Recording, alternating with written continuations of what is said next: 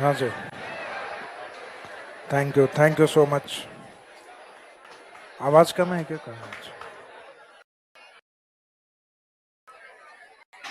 Batch number F5, F2 और F5। तो first time आपके बैच में कोई क्लास हुई भी है क्या मेरी? अच्छा, दोनों बैच में किसी में नहीं हुई? तो कुछ स्टूडेंट देखे हुए कैसे लग रहे हैं?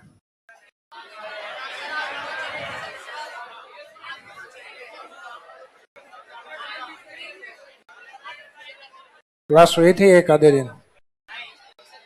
अच्छा, कोचिंग में कहीं देखा होगा,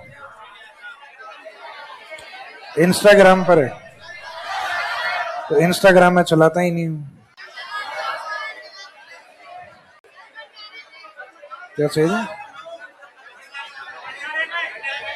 भंडारे में? अच्छा, 3 बार चक्कर लगाया तब शायद याद रह गया होगा। तो इसमें F2 और F5 ये है ना बैच? तो मेरे हिसाब से आप लोगों का जो ज्योग्राफी का जो दूसरा पार्ट है वो भी शायद कंप्लीट नहीं हुआ अभी।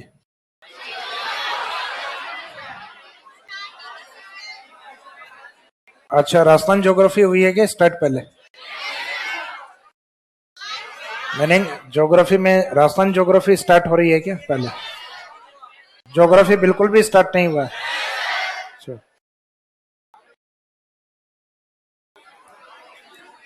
तो देखो इसमें जिस सब्जेक्ट के लिए आपके जो नवीन जी ने अभी क्लासेस लगाई हैं, ज्योग्राफी वाला सब्जेक्ट, जिसके आपके सिलेबस में 3 पोर्शन दिए हुए हैं, जिसमें एक तो है आपका वर्ल्ड ज्योग्राफी वाला पार्ट। वर्ल्ड ज्योग्राफी के साथ आपके मेंस में कुछ टॉपिक हैं जिसको अपन बोलेंगे फिजिकल ज्योग्राफी। तो फिजिकल ज्योग्राफी के तो बहुत ज्यादा टॉपिक नहीं है, 4-5 टॉपिक दिए हुए हैं जो अपने राजस्थान बोर्ड या सीबीएसई वाले सिलेबस के जो 11th क्लास की जो बुक है उसमें कंटिन्यूस 4 या 5 टॉपिक की स्टार्टिंग के जो है वह एज इट इज आपके सिलेबस में ऐड किए हुए, यानी जो 11th वाली बुक है वो। तो वो एक फिजिकल ज्योग्राफी वाला पार्ट है। बाकी प्रीलिम्स में ये वाला पार्ट नहीं है। प्रीलिम्स में केवल वर्ल्ड ज्योग्राफी यानी विश्व का भूगोल। उसके बाद में 2 रीजनल ज्योग्राफी हैं। रीजनल ज्योग्राफी का मीनिंग होता है किसी क्षेत्र के बारे में पढ़ना। जैसे आप जिस कंट्री से बिलोंग करते हैं, भारत, तो इसका मीनिंग उस ज्योग्राफी को आपको पढ़ना होगा, इंडियन ज्योग्राफी को। तो उसमें एक दिया गया आपके इंडियन ज्योग्राफी वाला पार्ट, भारत का भूगोल।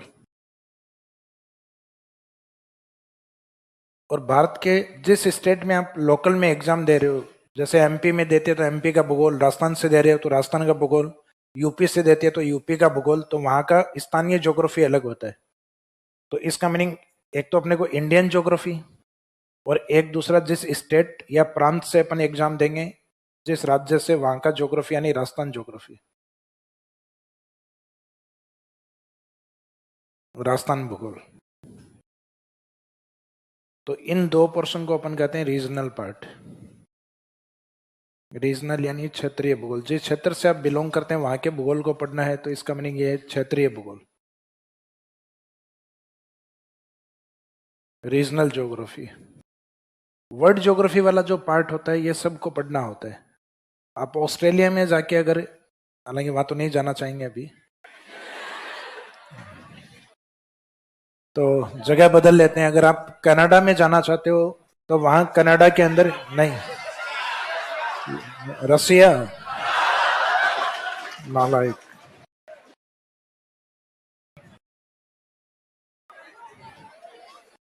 तो जिस कंट्री में जाके अगर वहां के किसी एग्जाम की तैयारी करते हो तो इसका मीनिंग ये वाला जो पार्ट ऐसा है, ये आपको हर जगह पढ़ना होगा। यानी अफ्रीका में किसी कंट्री में जाके वहां कोई एग्जाम दे रहे हो तो वर्ल्ड ज्योग्राफी वहां पे भी पढ़ना होगा। अपने इंडिया में एग्जाम दे रहे हो तो वर्ल्ड ज्योग्राफी वहां पे भी पढ़ना होगा। लेकिन उसके साथ अगर अफ्रीका की किसी कंट्री से एग्जाम दे रहे हो तो उसका मीनिंग उस कंट्री और जिस स्टेट से एग्जाम दे रहे हो तो उस स्टेट का ज्योग्राफी पढ़ना होगा। तो सेम वैसे ही अपने हैं कि भाई आप एग्जाम इंडिया में दे रहे हो या किसी स्टेट में दे रहे हो, तो सामान्य बात है वहां का रीजनल ज्योग्राफी आपका सब्जेक्ट रहेगा। यानी वहां का रीजनल ज्योग्राफी यानी उस कंट्री का भूगोल, और जिस राज्य से आप बिलोंग करते हो उस राज्य का भूगोल।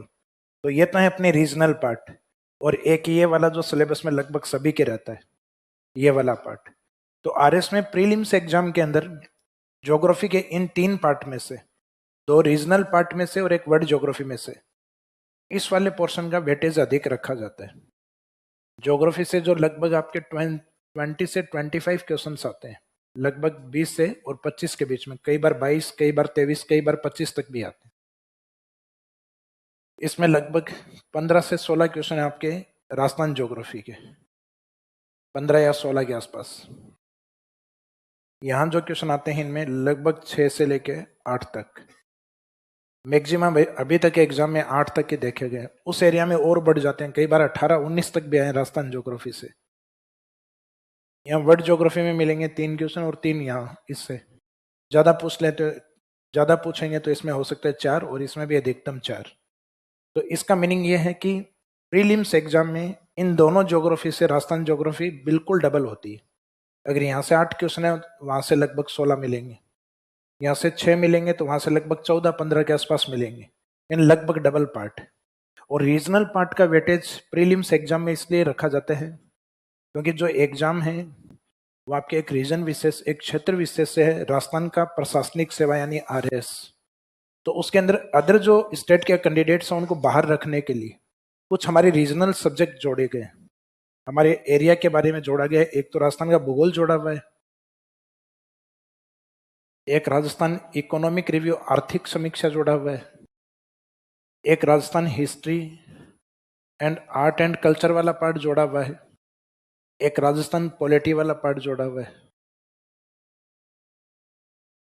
स्टेट पॉलिटी वाला। तो इसका मीनिंग ये जो 4 पार्ट है, राजस्थान का भूगोल, राजस्थान का इकोनॉमी, राजस्थान का हिस्ट्री एंड कल्चर, राजस्थान का पॉलिटी वाला पार्ट, इनसे लगभग 50-55 क्वेश्चंस दिए जाते हैं। बाकी जो नेशनल वाला पार्ट है, जो बाहर वाले कैंडिडेट का रहता है, लगभग अपन भी उतना तैयार कर लेते हैं।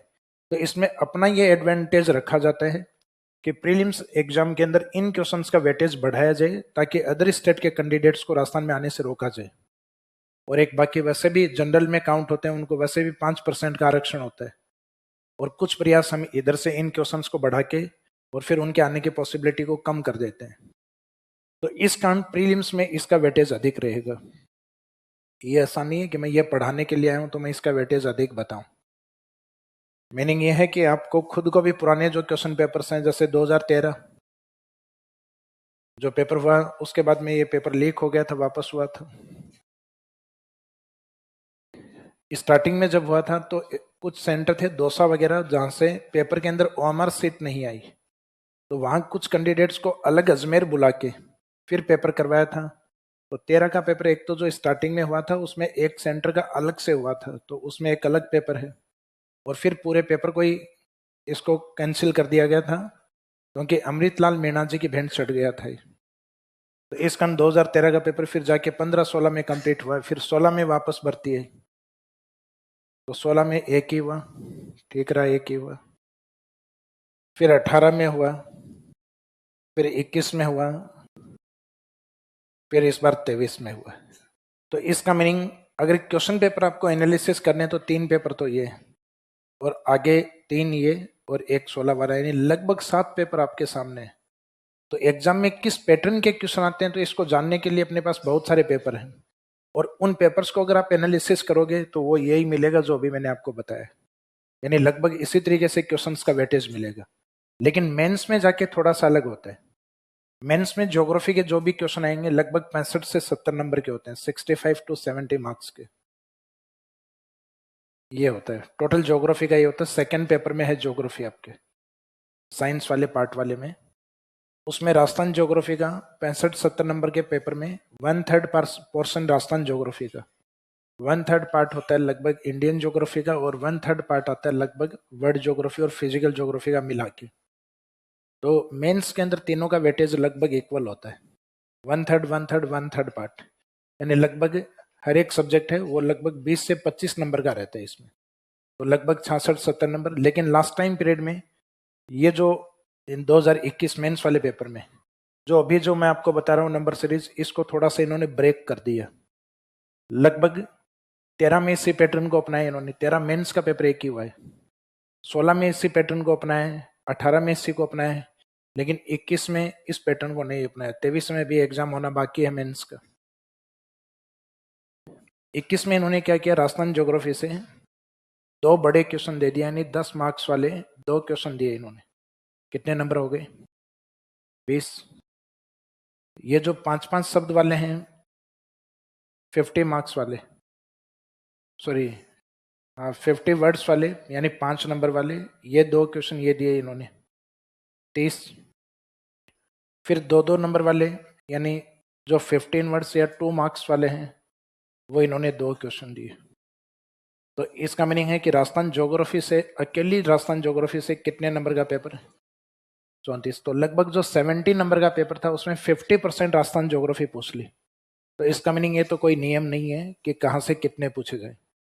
तो हो सकता है कि, लेकिन प्रीलिम्स में ये तय है कि रीजनल को वेटेज दिया जाएगा, लेकिन मेंस में हो सकता है कि जैसे राजस्थान ज्योग्राफी से पूछा वैसा वेटेज आपका इंडिया से आ जाए, वैसा वेटेज हालांकि इसका वर्ल्ड ज्योग्राफी या आपके फिजिकल ज्योग्राफी से वैसा वेटेज रख दिया जाए, लेकिन उस साइड में ऐसा वेटेज रखने की पॉसिबिलिटी कम है, इसलिए क्योंकि इंडियन ज्योग्राफी में आपके जो टॉपिक हैं वो लगभग 8 से 9 चैप्टर ही हैं।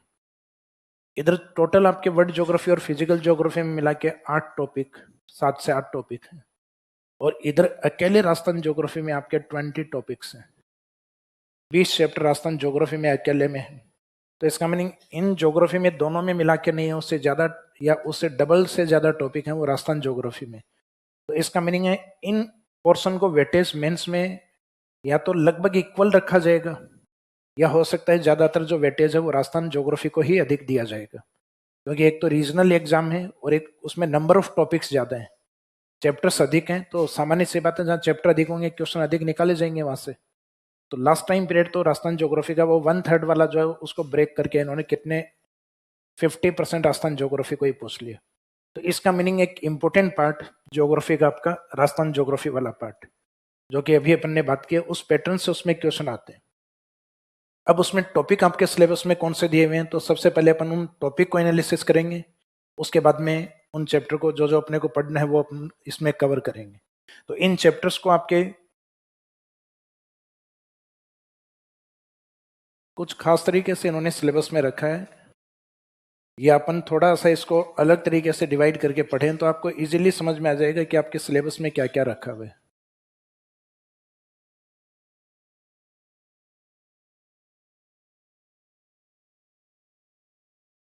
तो सिलेबस वाले पार्ट में या पाठ्यक्रम में हम देखें तो एक तो है आपका जो जनरल टॉपिक्स।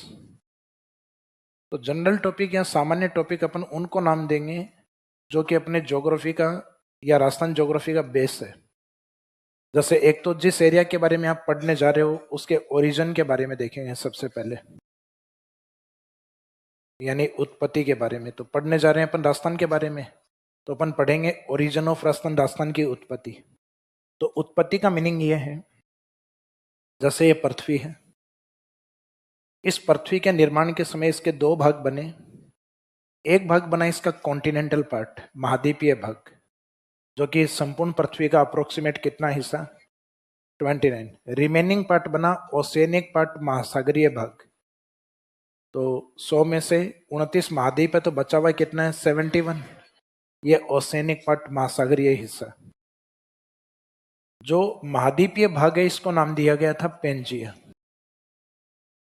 ये ज्योग्राफी में एक थ्योरी आती है, कॉन्टिनेंट ड्रिफ्ट थ्योरी, महाद्वीप विस्थापन सिद्धांत, जिसमें बताया जाता है कि महाद्वीप पहले एक साथ थे और धीरे धीरे ड्रिफ्ट करते हुए, तैरते हुए ये अलग हो गए, टूट गए। तो अल्फ्रेड वेगनर ने उस थ्योरी में बताया था कि महाद्वीप जब सब एक यूनिट के रूप में थे, एक इकाई के रूप में थे, तो उन सब महाद्वीपों को मिला के क्या बोला गया, पेंजिया। तो इसका मीनिंग पेंजिया अपने आप में एक सुपर कॉन्टिनेंट था, एक विशालकाय महाद्वीप था। आगे जाके पेंजिया 2 भागों में डिवाइड होता है। एक तो पेंजिया का उत्तरी भाग अंगारा लैंड और एक इसका दक्षिणी भाग है गोंडवाना लैंड। तो इसका मीनिंग पेंजिया के 2 भाग हुए, अंगारा लैंड और गोंडवाना लैंड। और इन 2 भागों के बीच में एक जलीय क्षेत्र बना जिसको नाम दिया गया टेथिस सागर, टेथिस सी। तो ये जो टेथिस सागर वाला जो पार्ट है, महाद्वीपीय भागों के या स्थलीय भागों के टूटने से जो बीच में एक दरार आती है उसको कहा जाता है भूसनती। जैसे ये पूरा एक यूनिट है पेंजिया, धीरे धीरे ब्रेक हुआ, उसका एक भाग अंगारा लैंड और दूसरा भाग गोंडवाना लैंड, और उसके बीच में जो दरार आई उसको नाम दिया भूसनती, जियोसिंक्लाइन। तो ये जो दरार थी महाद्वीपों के बीच में, अंगारा लैंड और गोंडवाना लैंड के बीच में, इसको नाम दिया जाता है जियोसिंक्लाइन। जियोसिंक्लाइन यानी भूसनती। तो ये एक दरार जो भूसनती, उस भूसनती का नाम हमने क्या रखा? टेथिस। टेथिस के अंदर इसमें जैसे ये क्रैकिंग है, जो दरार आई तो उसके अंदर पानी भर गया, तो पानी भरने के बाद हमने इसको क्या बोल दिया? सागर। लेकिन वास्तव में एक सागर नहीं होके टेथिस सागर जो है वो एक भूसनती है। जैसे राजस्थान में आपने नाम सुना होगा फतेह सागर। तो फतेह सागर क्या है? फतेह सागर एक झील है। आना सागर एक झील, नाम में सागर लगा हुआ है लेकिन सागर नहीं है, वो सी पार्ट नहीं है, वो सिर्फ एक लेक है। तो कई बार जैसा नाम होता है वैसे गुण नहीं होते। जैसे नाम है नैन सुख लेकिन आंख से है अंधा, आंखों का अंधा, भले नाम नैन सुख रख दो। नाम है खुशबू लेकिन नहीं आती क्योंकि नहीं नहाती। तो उसी तरीके से टेथिस सागर एक सागर नहीं है, टेथिस सागर एक भूसनती है। तो अब इसके अंदर जितने भी महाद्वीप हैं वर्तमान में, यह तो क्या ज्योग्राफिकल एरिया है, अंगारा लैंड और गोंडवाना लैंड। अब जितने भी महाद्वीप हैं उसमें से कुछ तो हैं अंगारा लैंड पे जो उत्तर में दिखाई देते हैं। फॉर एग्जाम्पल ये जो सदर्न अमेरिका, इसके उत्तर में अपने को दिखाई देता है नॉर्थ अमेरिका, ये वाला पार्ट। इसके सदर्न में दिखाई देता है साउथ अमेरिका। इस एरिया में अफ्रीका वाला पार्ट, अफ्रीका के ऊपर की ओर ये जो पार्ट है ये यूरोप वाला पार्ट, ये अफ्रीका का पार्ट। इस साइड में है एशिया वाला पार्ट, ये यूरोप, और ये सामने वाला एशिया। इस साइड में है, नाम नहीं लेंगे इसका तो, और ये इस साइड में अंटार्कटिका। तो इसमें पृथ्वी के ऊपर ये वाला जो भाग है ये टेथिस सी का माना जाता है, और इसी टेथिस सी में भारत के अंदर हिमालय का निर्माण भी हुआ है। यहाँ पे महाद्वीपों के बीच में जो माउंटेन्स हैं कॉन्टिनेंट्स के ऊपर, ये भी टेथिस सी में।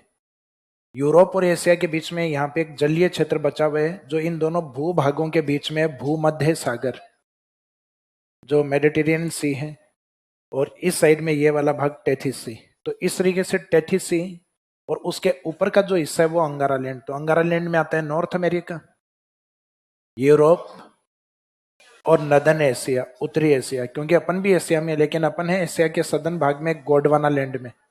तो southern Asia part of Gondwana land, Africa part of Gondwana land, South America part of Gondwana land, Antarctica part of Gondwana land, और Australia part of Gondwana land. Meaning है अपने को सिर्फ उत्तर वाले याद रखने हैं। ये नॉर्थ अमेरिका के सामने यूरोप, यूरोप के सामने नॉर्थ एशिया। तो ये ऊपर वाला अंगारा लैंड है, और बाकी जो आपको याद नहीं है वो सब गोंडवाना लैंड है। तो इसका मीनिंग है कि वर्तमान में तो ये जो पॉलिटिकल एरियाज हैं वो अलग अलग हैं, लेकिन ज्योग्राफी कंडीशन में दो हिस्सों में या तो अंगारा लैंड में है या फिर गोंडवाना लैंड। और पहले जो अंगारा लैंड और गोंडवाना लैंड थे ये भी सिर्फ एक यूनिक पार्ट के रूप में थे, पेंजिया के रूप में। तो इसका मीनिंग है कि अब अपनी जो स्थिति है वो पेंजिया के कौन से भाग में है? गोंडवाना लैंड। लेकिन हम कंप्लीटली गोंडवाना लैंड पे नहीं है, कुछ हिस्सा हमारा टेथिस सागर। जैसे कि पश्चिमी राजस्थान में डेजर्ट है, तो उस डेजर्ट के स्थान पे पहले क्या था? टेथिस सागर। जैसे इंडिया में आज हिमालय है, उस हिमालय के स्थान पे पहले क्या था? टेथिस सी या टेथिस सागर। तो इसका मीनिंग राजस्थान के निर्माण में एक तो गोंडवाना लैंड का योगदान, या भारत के निर्माण में एक तो गोंडवाना लैंड का योगदान और एक दूसरा टेथिस सागर का योगदान। तो पहले चैप्टर को अपन जो पढ़ेंगे उसमें ये दो शब्द आपके काम करेंगे, एक तो गोंडवाना लैंड और एक टेथिस सागर।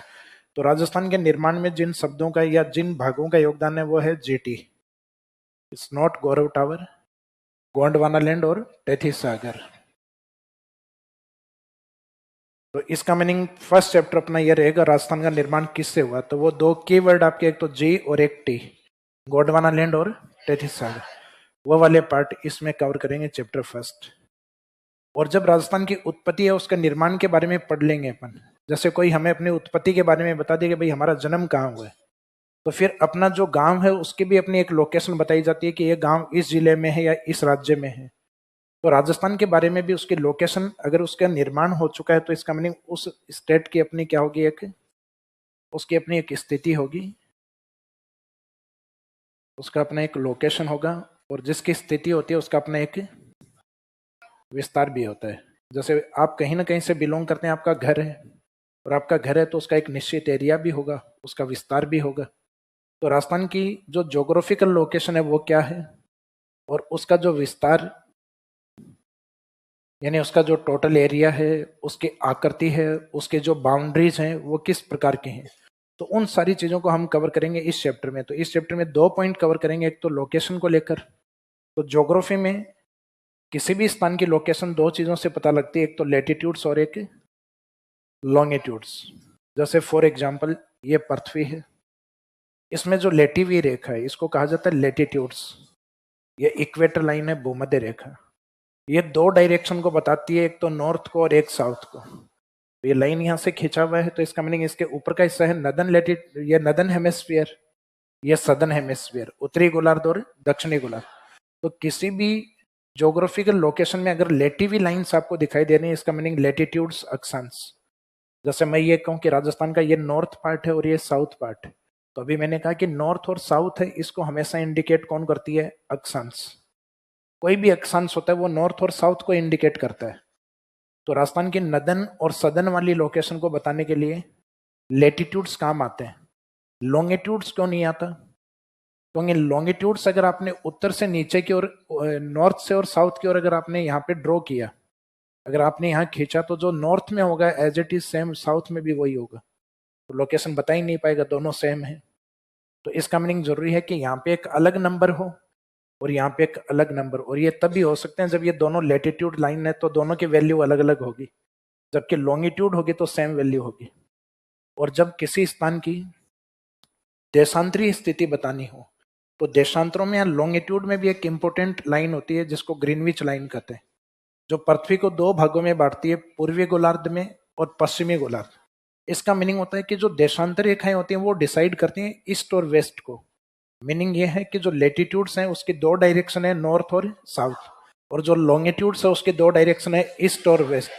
इसका मीनिंग जनरल जो डायरेक्शन होती हैं 4, उन 4 में से 2 दिशाएं अक्षांशों की हैं और 2 दिशाएं देशांतर की। तो अक्षांशों की दिशाएं हमेशा कौन सी होती हैं, नॉर्थ और साउथ। तो अक्षांश के आगे कभी भी आप डायरेक्शन यूज करोगे दिशा, तो या तो आप नॉर्थ यूज कर सकते हो या साउथ। अक्षांश के आगे कभी भी आप ईस्ट या वेस्ट को यूज नहीं कर सकते, क्योंकि पूर्व पश्चिम किसकी होती हैं। तो एक को रट लो कि जो लेटीट्यूड्स है वो नॉर्थ और साउथ को डिसाइड करती है, अक्षांश है वो उत्तर और दक्षिण को निर्धारित करते हैं। तो इसका मीनिंग बचा हुआ जो देशांतर है वो पूर्व और पश्चिम को, और अपना कोई भी हिस्सा है इंडिया का वो 0 डिग्री के नीचे नहीं है। तो हमारे लेटीट्यूड्स में अक्षांशों में कभी भी क्या यूज नहीं होगा भाई, हमें पता है अक्षांशों की 2 डायरेक्शन हो सकती हैं, या तो अक्षांश में नॉर्थ या फिर साउथ। तो इंडिया का कोई भी हिस्सा साउथ में नहीं है, तो इंडिया का नहीं है तो राजस्थान का भी नहीं होगा, because Rajasthan is the part of India. तो इसका मीनिंग इंडिया नदन हेमिस्फीयर में है। तो अपने यहाँ जितने भी अक्षांश वैल्यू, जो भी मैथमेटिक्स यूनिट यूज होगी, उन सब के आगे क्या लिखा जाएगा, नदन लेटीट्यूड, उत्तरी अक्षांश। जैसे कि राजस्थान का ये वाला हिस्सा है, ये 0 डिग्री के ऊपर की ओर है, यहाँ से कंटिन्यूस चलेंगे 1 2 3 4, तो राजस्थान आते आते 23 डिग्री और 3 मिनट उत्तरी अक्षांश क्रॉस हो चुके होते हैं। राजस्थान यहाँ से स्टार्ट होता है, फिर 24 25 26 कंटिन्यू यूं चलते चलते, और गंगानगर जब तक आएगा तो 30 डिग्री 12 मिनट उत्तरी अक्षांश। तो यहाँ कई बार ये इच्छा होती है कि राजस्थान के ये जो 23 डिग्री 3 मिनट जो लिखा है, इसमें दक्षिणी अक्षांश लिखना चाहिए था, क्योंकि आपका दिमाग चलता है पर्टिकुलर लोकेशन को लेकर कि ये राजस्थान के दक्षिण में है। तो इसका मीनिंग कोई भी मैथमेटिक्स वैल्यू है उसके आगे जो डायरेक्शन यूज की गई है वो किसी लोकेशन के अकॉर्डिंग यूज नहीं होती, उसकी बेस लाइन होती है 0 डिग्री, या तो 0 डिग्री अक्षांश या 0 डिग्री देशांतर, या तो ग्रीनविच उसका बेस होगा या भूमध्य रेखा उसका बेस होगा। कि आप भूमध्य रेखा के नॉर्थ में अगर चल रहे हो तो डायरेक्शन यूनिट क्या यूज होगी? Northern latitude. इसका मीनिंग उसमें बेस से वो लोकेशन या जगह नहीं होगी, उसमें बेस 0 डिग्री है कि आप 0 डिग्री के नॉर्थ में चलोगे तो काउंटिंग आपकी किस यूनिट में आएंगी? नदन लेटीट्यूड, उत्तरी अक्षांशों में काउंट होंगी। और अगर आप सदन की ओर चलोगे, दक्षिण की तरफ, ऑस्ट्रेलिया की तरफ, तो उसके अंदर आपके सदन लेटीट्यूड यानी दक्षिणी अक्षांश यूज होंगे वहां। तो इस साइड में दक्षिणी गोलार्ध में जो भी स्थान है उनके आगे लिखा जाता है दक्षिणी अक्षांश, उत्तरी गोलार्ध में उसमें लिखा जाता है उत्तरी अक्षांश। तो अभी अपना उद्देश्य यह नहीं है कि राजस्थान की स्थिति कितने डिग्री है वो याद करना, अपना ये कि ये कॉन्सेप्ट नॉर्थ क्यों यूज होता है दोनों जगह। तो वो इसलिए यूज होता है कि इंडिया का जितना भी पार्ट है वो 0 डिग्री के उत्तर में, नॉर्थ में इसका नदन लेटीट्यूड लगेगा। और देशांतरों में अपना जितना भी पार्ट है वो सब ग्रीनविच के ईस्ट में है। तो देशांतरों में अपने लॉन्गिट्यूड्स में अपने वेस्ट वाली वैल्यू कभी भी यूज नहीं होती, जबकि वर्ल्ड में देशांतर में 2 वैल्यू यूज हो सकते हैं विश्व में, या तो पश्चिम या पूर्व, लेकिन अपने यहाँ पश्चिम यूज नहीं होती क्योंकि इंडिया का जितना भी पार्ट है वो ईस्ट में है। तो इसका मीनिंग यहाँ राजस्थान के अकॉर्डिंग अगर देखें तो ब्रिटेन के आसपास है ग्रीनविच, तो वहां से अपन राजस्थान की तरफ चलेंगे तो यहाँ 1 2 3 4 इस तरीके से कंटिन्यूस। तो राजस्थान के जैसलमेर पहुंचते पहुंचते लगभग 69.5 69 डिग्री और 30 मिनट पूर्वी देशांतर को आप क्रॉस कर चुके होते हो, तब जाके राजस्थान स्टार्ट होता है। तो इसका मीनिंग आप उस 0 डिग्री के ईस्ट में चल रहे हो, और गलती से आपने राजस्थान को बेस मान लिया तो आप यहाँ क्या लिख दोगे? पश्चिमी देशांतर, जबकि बेस यहाँ 0 लाइन ये वाली है, तो उसके अकॉर्डिंग काउंटिंग हो रही है। तो इसका मीनिंग ये तय काउंटिंग कंटिन्यूस धौलपुर की ओर जाओगे तो ये काउंटिंग क्या होगी? बढ़ेगी। तो इस साइड में आता है 78 डिग्री और 17 मिनट। तो इसका मीनिंग बेस लाइन अगर आपको पता है तो इस काउंटिंग का आपको पता है कि डिजिट किधर छोटा और किधर बड़ा आएगा। अगर काउंटिंग इधर से हो रही है तो यहाँ छोटा डिजिट रहेगा और उधर बड़ा नंबर आएगा, और इधर अक्षांशों की काउंटिंग 0 डिग्री से हो रही है तो यहाँ काउंटिंग कम रहेगा और ऊपर काउंटिंग बड़ा रहेगा। यानी यहाँ 23 है, ऊपर लगभग 30 है, यहाँ लगभग 69.5 है, 69 है, और उधर लगभग 78 है। तो ये लगभग अपने को एक आइडिया होना चाहिए भाई। 2-3 बार जब रिपीट करोगे तो डेटा या फैक्ट तो धीरे धीरे रटे जाएंगे, लेकिन उसमें कॉन्सेप्ट रटे नहीं जाते हैं। कॉन्सेप्ट समय के साथ साथ क्या करते हो, यहाँ तो लिख के चले जाते हो, फिर 2 साल बाद में इनको ठीक कर रहे होते हो कि ये राजस्थान के पश्चिम में है, गलत लिख दिया ईस्ट, फिर वहां घर जाके इसको वेस्ट लिखते हो। तो इसका मीनिंग वो कॉन्सेप्ट आपके समझ में ही नहीं आया था। तो इसका मीनिंग है उसमें वो जगह है वो बेस नहीं था। बेस कौन था? ये ग्रीनविच 0 डिग्री था, और इधर से चलने तो ये भूमध्य रेखा। तो अक्षांश और देशांतरों में 2 बेस लाइन होती है। अक्षांशों में बेस लाइन 0 डिग्री, भूमध्य जिसके आगे यूनिट कभी यूज नहीं होती क्योंकि बीच में है, ना तो उत्तर में बताया जा सकता है और ना ही दक्षिण में। और इधर जो ग्रीनविच 0 डिग्री देशांतर, तो इसको भी 0 डिग्री लॉन्गिट्यूड ही बोलते हैं, ना तो इसको ईस्ट लिखा जाता है ना इसको, क्योंकि जो बीच में है इसका मीनिंग उसको मिड ही लिखा जाएगा। तो ये मिड लॉन्गिट्यूड है, मध्य देशांतर, और ये मध्य अक्षांश, इसको तो बोलते हैं भूमध्य रेखा, यानी जो भू के पृथ्वी के मध्य से है। तो इसका मीनिंग राजस्थान की स्थिति में अपन 2 स्थिति देखेंगे उसकी, एक तो लेटीट्यूड और एक लॉन्गिट्यूड, अक्षांश और देशांतर। तो एक तो ये कवर करना है इसमें। दूसरा इस चैप्टर में रहेगा राजस्थान का विस्तार। जैसे अभी बात करें कि अपने घर का विस्तार, तो घर का विस्तार का मीनिंग वही तो है ना, जो 100 वर्ग गज का मकान है अपना, 200 का है, 500 का है, या 10 बीघा में, 20 बीघा में, 100 बीघा में, जो भी है। तो राजस्थान में विस्तार का सबसे पहला मीनिंग वही लिया जाएगा कि राजस्थान का एरिया कितना है। फिर बाद में एरिया के साथ उसमें पढ़ते हैं कि राजस्थान का जो एरिया वो इंडिया का कितना पार्ट है, उसमें बड़े जिले कौन से हैं, उसमें छोटे जिले कौन से हैं। यानी एरिया के ऊपर जो इंपॉर्टेंट फैक्ट है वो राजस्थान में कवर करेंगे अपन। तो एक्सटेंशन या विस्तार में एक तो एरिया यानी क्षेत्रफल पे बात होगी, और जिसके पास एरिया होता है, जैसे आपका घर है उसका एक एरिया है, उसकी अपनी एक आकृति होगी, या तो स्क्वायर शेप में होगा, रेक्टेंगल शेप में हो सकता है, ट्राइंगल शेप में, किसी भी शेप में होगा। तो राजस्थान के पास अपना एक एरिया है तो उसकी अपनी एक शेप आकृति भी है, जो अपन बोलते हैं ना काइट शेप, पतंगाकार या रोम्बस टाइप, विषम कोण चतुर्भुज या पतंगाकार, लगभग इस प्रकार की आकृति जिसकी आकृति होती है। जैसे फॉर एग्जांपल इस क्लासरूम में आप आए तो इसका अपना एक एरिया है, इसका एरिया है, उसके साथ इसका एक आकार भी है। इस आकार के चारों ओर जो आपको बाउंड्री दिखाई दे रही है, यानी जो दीवार दिखाई दे रही है, वो इसके बाउंड्रीज है। तो राजस्थान की भी अपनी बाउंड्री है। तो जिसकी आकृति होती है उसके चारों ओर उसकी क्या होती है, बाउंड्री या बॉर्डर होता है।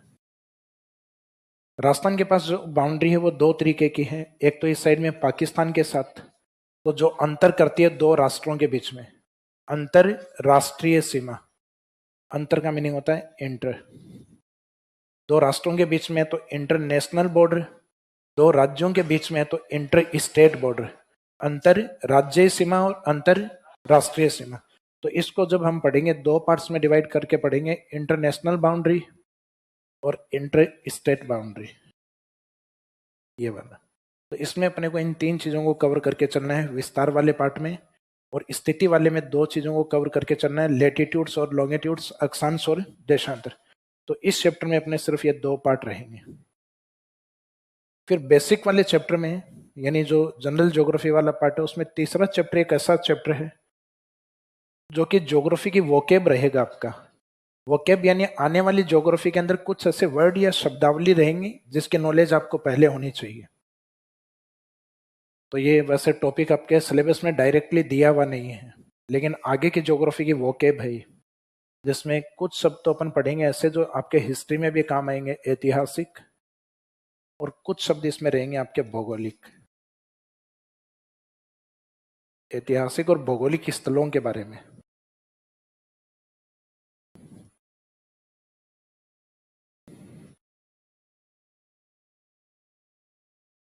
Historical and geographical places and there present location. ऐतिहासिक और भौगोलिक स्थल और उनकी वर्तमान स्थिति कहाँ पर है।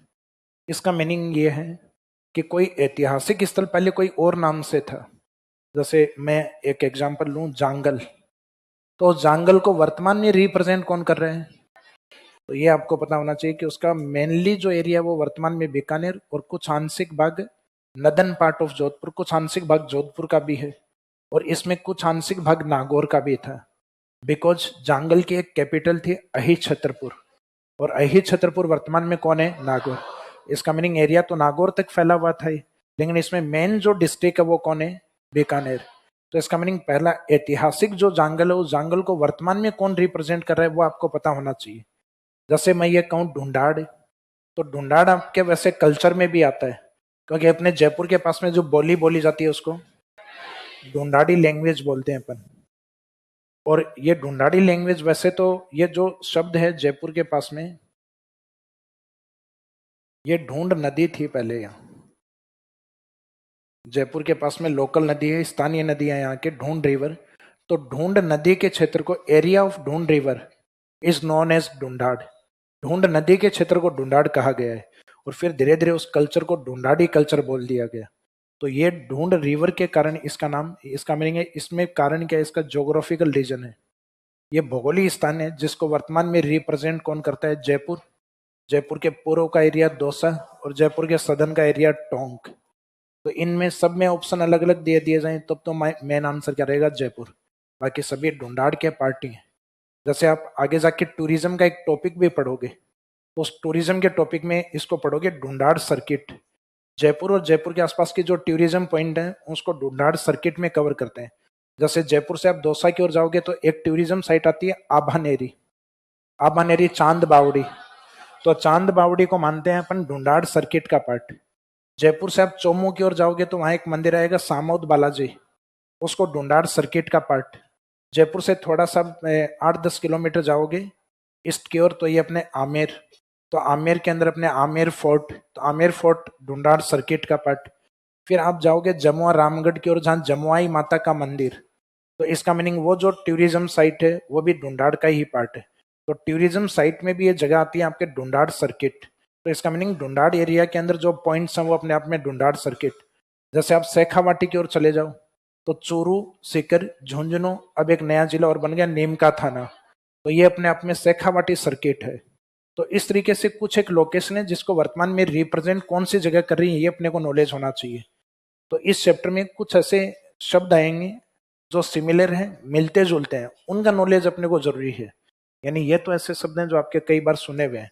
तो जैसे ढूंढाड़ी भूगोल में भी पढ़ोगे, ढूंढाड़ आर्ट एंड कल्चर में भी पढ़ोगे, रिपीट होगा। ढूंढा यहाँ पे आपको जांगल एरिया मैं भी बता रहा हूँ, राजवीर सर ने आपको पूरी रियासत पढ़ाई होगी, यहाँ के शासन के बारे में पढ़ाया होगा, बीकानेर। तो इसका मीनिंग ये भी आपका अच्छे से पढ़ा हुआ है। तो कुछ शब्द तो आपके रिपीटेशन वाले रहेंगे, लेकिन बाकी कुछ जो शब्द हैं, जैसे फॉर एग्जाम्पल ये टॉपिक आपको इस उद्देश्य से पढ़ाया जाएगा कि जैसे एक शब्द है वागड़, एक शब्द है बांगड़,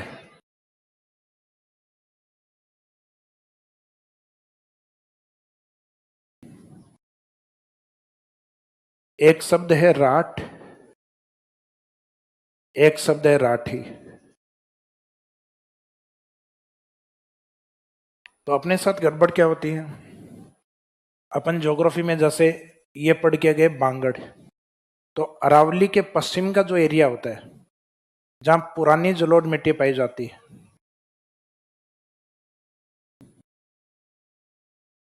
जो ओल्ड एलुवियल सॉइल होती है, पुरानी जलोढ़ मिट्टी होती है, उसके एरिया को क्या बोलते हैं, बांगड़। जैसे पूर्वी मैदान है वहां उपजाऊ जलोढ़ मिट्टी पाई जाती है जिसको हम कहते हैं खादर। खादर ज्यादा उपजाऊ मैदान, इंडियन ज्योग्राफी पढ़ोगे तो उसमें आएंगे खादर और बांगर। जैसे हर साल नदियां जिस मिट्टी को डिपॉजिट करती हैं और जो फर्टाइल सॉइल होती है उसको कहा जाता है न्यू एलुवियल सॉइल, नवीन जलोढ़ मिट्टी। नवीन जलोढ़ के मैदानों को क्या बोलते हैं, खादर। जैसे हर साल अपन खेतों को फर्टाइल या उपजाऊ बनाने के लिए उसमें क्या डालते हैं, खाद या फर्टिलाइजर। तो सेम उसी तरीके से नदियां हर साल जो मिट्टी डालती हैं वो ज्यादा उपजाऊ होती है, किसकी तरह, खाद की तरह। इस कारण उस मिट्टी को या उस मैदान को बोलते हैं खादर। और एक पुरानी जलोढ़ मिट्टी होती है ओल्ड एलुवियल सॉइल। पुरानी जलोढ़ मिट्टियां कम उपजाऊ होती हैं, जैसे बंजर भूमि। तो बंजर से निकला हुआ शब्द बांगर और उपजाऊ खाद से निकला हुआ शब्द खादर, यानी फर्टाइल से निकला हुआ जो शब्द है वो है खादर, और जो इनफर्टाइल लैंड्स होती हैं, कम उपजाऊ होते हैं, उससे निकला हुआ शब्द बंजर या बांगर। तो अरावली के पश्चिम में पुरानी जलोढ़ मिट्टी के क्षेत्र को, यानी area of old alluvial soil which is found to the west of Aravalli, पुरानी जलोढ़ का एरिया जो कि अरावली के पश्चिम में है, उसको बांगर कहते हैं। राजस्थान के सदन वाला पार्ट है जहाँ पे भील जनजाति है और उसके द्वारा एक बोली बोली जाती है वागड़ी। तो वागड़ी बोली का जो एरिया, भीलों का जो एरिया, उसको कहते हैं वागड़। अब एग्जाम में आपका सिर्फ एक ही पढ़ा हुआ है, जैसे बांगड़ पढ़ा हुआ है, एग्जाम में आ गया कि वागड़ क्षेत्र राजस्थान में कहाँ है, तो पहले तो उसको बैठ के ठीक कर रहे होते हैं कि कोई बात नहीं, बेचारों ने गलत लिख दिया इसको। तो इसका मीनिंग दोनों शब्द अलग है। वागड़ अपने आप में एक अलग है और बांगड़ अलग है। जैसे आप पढ़ के गए ज्योग्राफी के अंदर राठी, राठी राजस्थान के पश्चिम के अंदर कम वर्षा वाले एरिया को भी कहा जाता है और उस क्षेत्र में पाई जाने वाली काउ ब्रीड गाय की नस्ल को भी कहा जाता है। काउ ब्रीड या गाय की नस्ल को भी राठी कहते हैं। तो एक तो डेफिनेशन राठी की ये होती है, less than 25 centimetre rainfall region is known as Rathi. 25 centimetre से कम बारिश के क्षेत्र को राठी, और उस क्षेत्र में पाई जाने वाली काउ ब्रीड उसको भी राठी कहा जाता है। एक पूर्वी राजस्थान में जो जयपुर से अलग हुआ हिस्सा है अभी, कोटपुतली बहरोड, और एक अलवर वाला हिस्सा, जिस एरिया में मुख्यतः यादव डायनेस्टी, यादव वंशजों ने शासन किया है। तो यादव वंशजों के द्वारा शासित प्रदेश, शासित यानी जहां शासन किया, शोषित मत करना। तो यादव डायनेस्टी के द्वारा शासित प्रदेश यानी ruled area by Yadav dynasty is known as Rath और अहिर वाट, यानी जो अहिरों का क्षेत्र, अहिर यानी यादव, तो अहिरों के क्षेत्र को अहिर वाट और वहां की बोली को अहिर वाटी बोलते हैं। तो इसमें राठ का मीनिंग अलग होता है, कोटपुतली बहरोड अलवर ये वाला यादव डायनेस्टी का एरिया, जबकि राठी का मीनिंग होता है पश्चिमी राजस्थान का जो एरिड डेजर्ट, 25 सेंटीमीटर से कम बारिश का क्षेत्र, या काउ ब्रीड जो कि इस क्षेत्र में पाई जाती है। इसी प्रकार से एक क्षेत्र होता है अपने राजस्थान के अंदर शेखावाटी, और एक उसमें मिलता जुलता शब्द होता है दूसरा तोरावाटी। एक शब्द मिलेगा राजस्थान में आपको भोमट, एक मिलेगा आपको भोराट। एक अपने राजस्थान के पश्चिम में मरु यानी डेजर्ट, मेरू पौराणिक कथाओं में एक पर्वत का नाम था, उसी तरीके से राजस्थान में पर्वत कौन है, अरावली। तो अपन राजस्थान में मेरू शब्द यानी माउंटेन शब्द किसके लिए यूज करेंगे, अरावली। और एक शब्द यूज होता है राजस्थान में माल। माल वैसे तो मल्टीपर्पज वर्ड है, कई जगह काम आता है।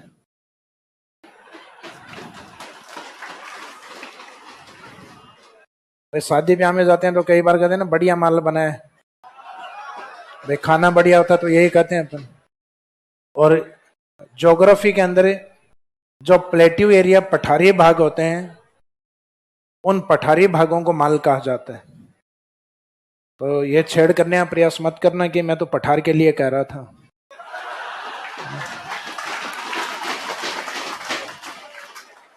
क्योंकि धाराएं और एक्ट कई हैं, आजकल फंस जाओगे पठार के चक्कर में। और अपने इस एरिया में आपने हिस्ट्री में पढ़ा होगा, हाड़ा वंश ने शासन किया है। इस कारण इसमें अपन आधा शब्द है वो तो हिस्टोरिकली यूज करते हैं हाड़ौती, और आधा यूज करते हैं क्या है, पठार। इस कारण उसको हम लिखते हैं हाड़ौती प्लेट्यू या हाड़ौती का पठार, या ज्योग्राफिकल लैंग्वेज में जनरली माल रीजन, माल क्षेत्र या माल प्रदेश भी लिखा जाता है। तो मरु प्रदेश राजस्थान के पश्चिम में, उसके बाद में अरावली पर्वतमाला मेरू प्रदेश, और राजस्थान का जो मैदान है अरावली के पूर्व में, उस मैदान के बाद में आगे का क्षेत्र है वो माल रीजन। मध्य प्रदेश वाले माल नहीं बोल के वो बोलते मालवा। तो अपने यहाँ माल और उनके यहाँ मालवा।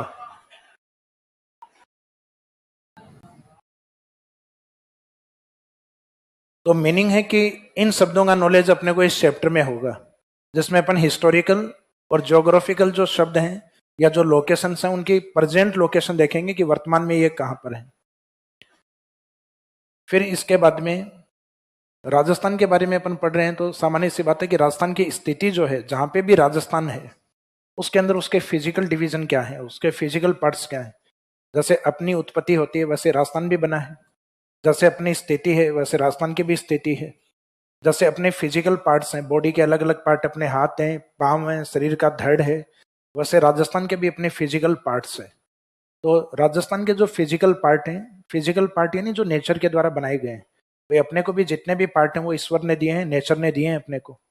तो उसी तरीके से राजस्थान के अंदर आप घूमते हो तो इसमें जो नेचुरल पार्ट आपको दिखाई देते हैं, एक तो रिलीफ फीचर या हाइट के अकॉर्डिंग अगर देखें तो एक तो माउंटेन्स हैं, जो अपने यहाँ राजस्थान में अरावली, पर्वतों से नीचे, माउंटेन से नीचे प्लेट्यू है जो अपने यहाँ हाड़ौती है। प्लेट्यू से नीचे अपने प्लेन एरिया है जो राजस्थान में पूर्वी मैदान, इंडियन ज्योग्राफी में उत्तर विशाल मैदान क्योंकि उत्तर में है, राजस्थान के पूर्व में है तो पूर्वी मैदान, ईस्टर्न प्लेन। और फिर राजस्थान के पश्चिम में जो ऊंचावचों में तो मैदान के बराबरी है, लेकिन वहां की क्लाइमेट एरिड या ड्राई है, इस कारण उसको बोलते हैं डेजर्ट। तो रिलीफ फीचर या ऊंचावच में तो 3 भौतिक प्रदेश माने गए, और मरुस्थल वैसे एक मैदान ही होता है, लेकिन इसको क्लाइमेट बेस या जलवायु के आधार पर इसको अलग माना गया डेजर्ट, क्योंकि यहाँ वर्षा कम होती है। तो वर्षा या रेनफॉल किस फैक्टर में लिया जाता है, क्लाइमेट में। तो राजस्थान को एक तो रिलीफ फीचर्स के अकॉर्डिंग, ऊंचावचों के अकॉर्डिंग, और एक क्लाइमेट बेसिस पे 4 भौतिक प्रदेशों में बांटा गया है। जैसे हाइट वाला एरिया तो होता है माउंटेन, यानी जो सबसे ऊंचे रिलीफ फीचर या भाग होते हैं उनको अपन माउंटेन्स कहते हैं। माउंटेन से नीचे प्लेट्यू होते हैं, पठार, पठारों से नीचे मैदान, और एक मैदान का वो भाग जहां कम बारिश हो उसको हम कहेंगे डेजर्ट। तो ऊंचावच में तो डेजर्ट भी क्या होता है, एक मैदान ही होता है, कि राजस्थान का पश्चिमी शुष्क मैदान यानी डेजर्ट। तो रिलीफ फीचर में तो भौतिक प्रदेश कितने हैं, 3, पर्वत, पठार, मैदान। जबकि क्लाइमेट बेस पे वो मैदान जो सूखा होता है उसको हम क्या कहते हैं, डेजर्ट। तो राजस्थान को रिलीफ फीचर, ऊंचावच और क्लाइमेट बेसिस पे कितने भागों में, 4, जबकि ऊंचावचों में 3, क्योंकि डेजर्ट को क्लाइमेट के अकॉर्डिंग डिवाइड किया गया है, ना कि ऊंचावच। ऊंचावच में तो खुद भी एक मैदान ही होता है, शुष्क मैदान होता है। तो अपना जो नेक्स्ट टॉपिक जो रहेगा वो रहेगा राजस्थान के फिजिकल डिवीजन्स यानी भौतिक प्रदेश। अब जो भी फिजिकल डिवीजन है, जैसे अपने बॉडी के फिजिकल पार्ट्स हैं तो उनके अपनी क्लाइमेट भी है। सीधी सी बात है, अपनी बॉडी का एक निश्चित टेम्परेचर है, वो अपनी बॉडी का क्लाइमेट है। अब उस टेम्परेचर से अगर हम ठंडी जगह जाएंगे तो अपने को ठंड महसूस होगी, गर्म जगह जाएंगे तो अपने को गर्मी महसूस होगी। तो वैसे भी राजस्थान के जो फिजिकल डिवीजन है अलग अलग, उनका अपना अलग अलग क्लाइमेट है। जैसे पश्चिमी राजस्थान में जाओगे तो एक अलग क्लाइमेट है जहाँ कम वर्षा है, एरिड टाइप। उसके इधर आओगे तो सेमी एरिड, अर्ध शुष्क। अरावली में आओगे तो और वर्षा बढ़ जाएगी लेकिन एवरेज से कम रहेगी, सब ह्यूमिड। मैदानी भाग में और ज्यादा बढ़ जाएगी, ह्यूमिड। इस साइड में हाड़ौती और वागड़ एरिया में और अधिक होती है, वेरी ह्यूमिड। शुष्क, अर्ध शुष्क, उपाद्र, आर्द्र, अति आर्द्र। तो अपने को यूं लग रहा है जैसे पश्चिमी राजस्थान से अपन हाड़ौती की ओर आ रहे हैं तो वर्षा की मात्रा कंटिन्यूस बढ़ रही है। और सामान्य सी बात है, डेजर्ट डेजर्ट इसलिए है क्योंकि वर्षा नहीं है या वर्षा बहुत कम है।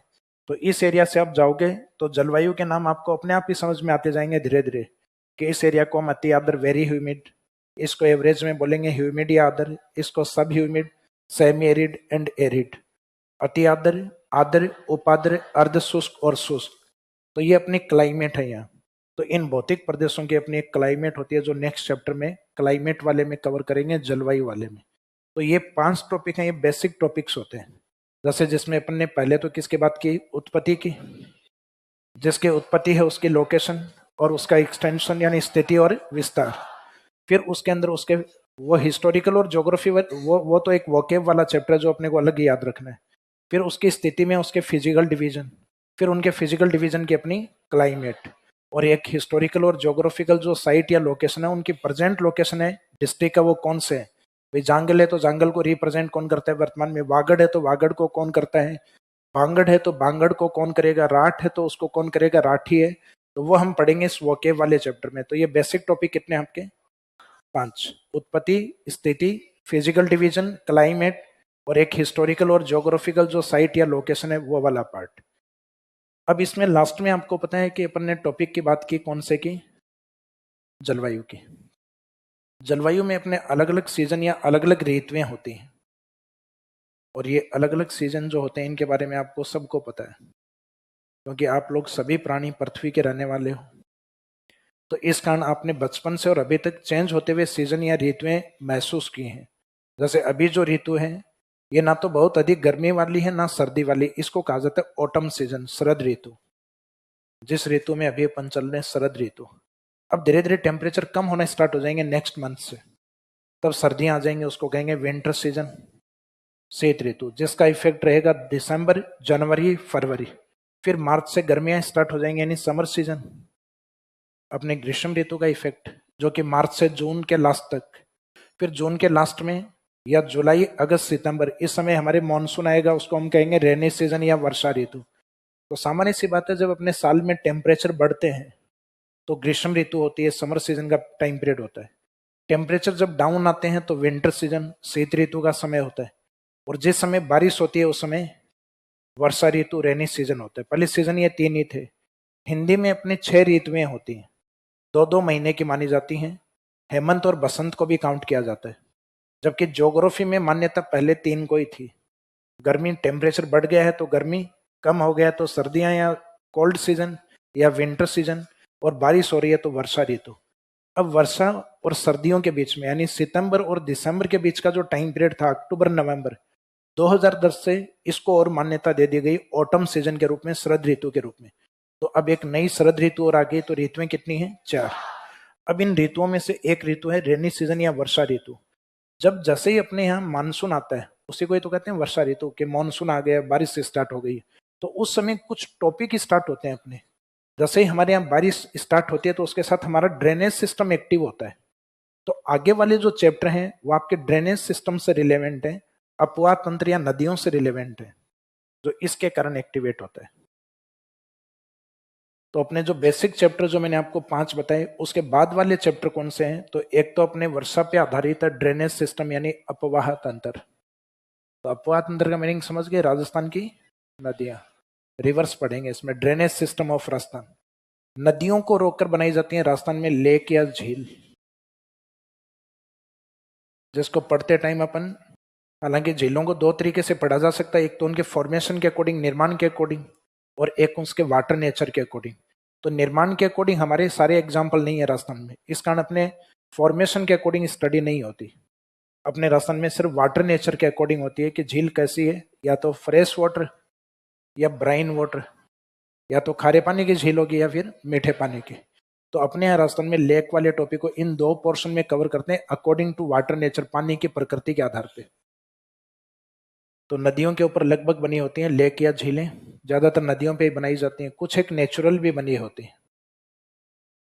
फिर नदियों के पानी को या झील के पानी को हम किसके काम में ले सकते हैं, सिंचाई के रूप में। तो सिंचाई परियोजना करके एक टॉपिक दिया हुआ है, यह भी आपके इसी के ऊपर डिपेंड करता है, ड्रेनेज सिस्टम। क्योंकि इरिगेशन प्रोजेक्ट्स हैं वो ज्यादातर अपने नदियों के ऊपर बने गए, जो डैम है वो डैम ही अपने इरिगेशन प्रोजेक्ट्स होते हैं, सिंचाई परियोजनाएं होती हैं। सिंचाई परियोजनाओं में पानी को कैसे यूटिलाइज करना है, ताकि पानी को हम अधिक से अधिक यूटिलाइज कर पाए या अधिक से अधिक बचा पाए पानी को। नदियों के पानी को, बहते हुए पानी को हम कैसे रोकें ताकि उसका यूटिलाइजेशन लंबे समय तक कर पाए। तो ये सिखाता है हमें वाटर कंजर्वेशन टेक्निक्स, जल संरक्षण की तकनीक। तो पहले इस चैप्टर का इतना महत्व नहीं था, लेकिन इसका महत्व अब धीरे धीरे सबके समझ में आ रहा है कि वाटर कंजर्वेशन कितना जरूरी है। उसके लिए कुछ टेक्निक्स पुराने राजा महाराजाओं ने भी अपनाई है कि किसी एरिया में बहते हुए पानी को रोक के झील बना दो, बावड़ियां बना दो। खड़ी झील पश्चिमी राजस्थान में पालीवाल ब्राह्मणों ने बनाई है। कुछ आयताकार संरचना बनाई है जिसको पश्चिमी राजस्थान में झालरा बोला गया है। एक नासमझ व्यक्ति होता है उसको कहते हैं झालर। तो झालर अलग होता है, झालरा अलग होता है। झालरा किसके लिए बनाया जाता है? पानी के लिए। तो इस तरीके से कुछ ऐसी परंपरागत तकनीक हैं जो जल संरक्षण के लिए अपनाई गई हैं, उसको कहते हैं अपन ट्रेडिशनल वाटर कंजर्वेशन टेक्निक्स, परंपरागत जल संरक्षण की तकनीक। और कुछ ऐसी टेक्निक हैं जो गैर परंपरागत यानी वर्तमान में अपनाई गई हैं। जैसे पहले के अपने खेतों में अगर आप लोगों को याद हो, हालांकि उन लोगों को याद होगा जिनके जन्म लगभग अब से 25-30 साल पहले हुआ है। यहाँ तो मेरे को लग रहा है जन्म ही 2005 से स्टार्ट है।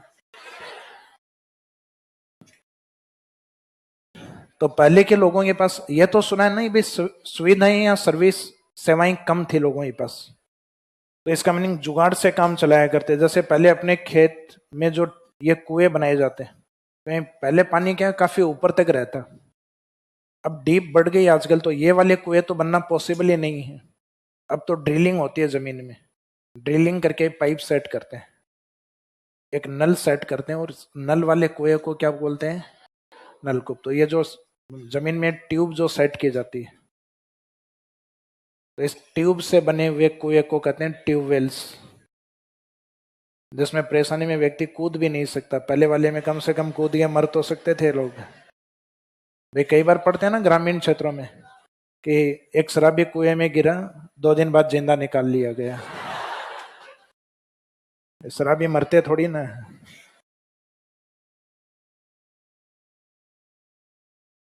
शराबियों के बारे में तो कहा भी जाता ना, वो डॉक्टर के पास ले जाते हैं तो बाद में डॉक्टर कहता भाई किडनी खराब हो गई। तो ईश्वर से यही कामना करता है कि हे ईश्वर, दांत चाहे 2 ही दे देना, लेकिन अगली बार से किडनी 32 सेट करना।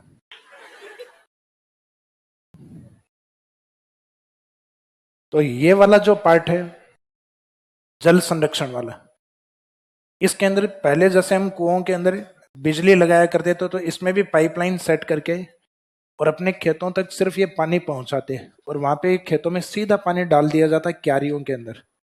यानी एक जगह पानी डालते और वो दौरों से होता हुआ और पूरे खेत में फैल जाता।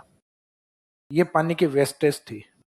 जैसे जैसे इंसान के पास पैसा या टेक्निक बढ़ी, तो हमने पूरे खेत में यहाँ पे भी पाइपलाइन बिछा के और इसके ऊपर अपने स्प्रिंकलर लगा दिए, फव्वारे लगा दिए। तो इससे पानी का यूटिलाइजेशन या जो उपयोग है वो थोड़ा सा और ठीक हुआ, यानी वेस्टेज कम होने लग गया।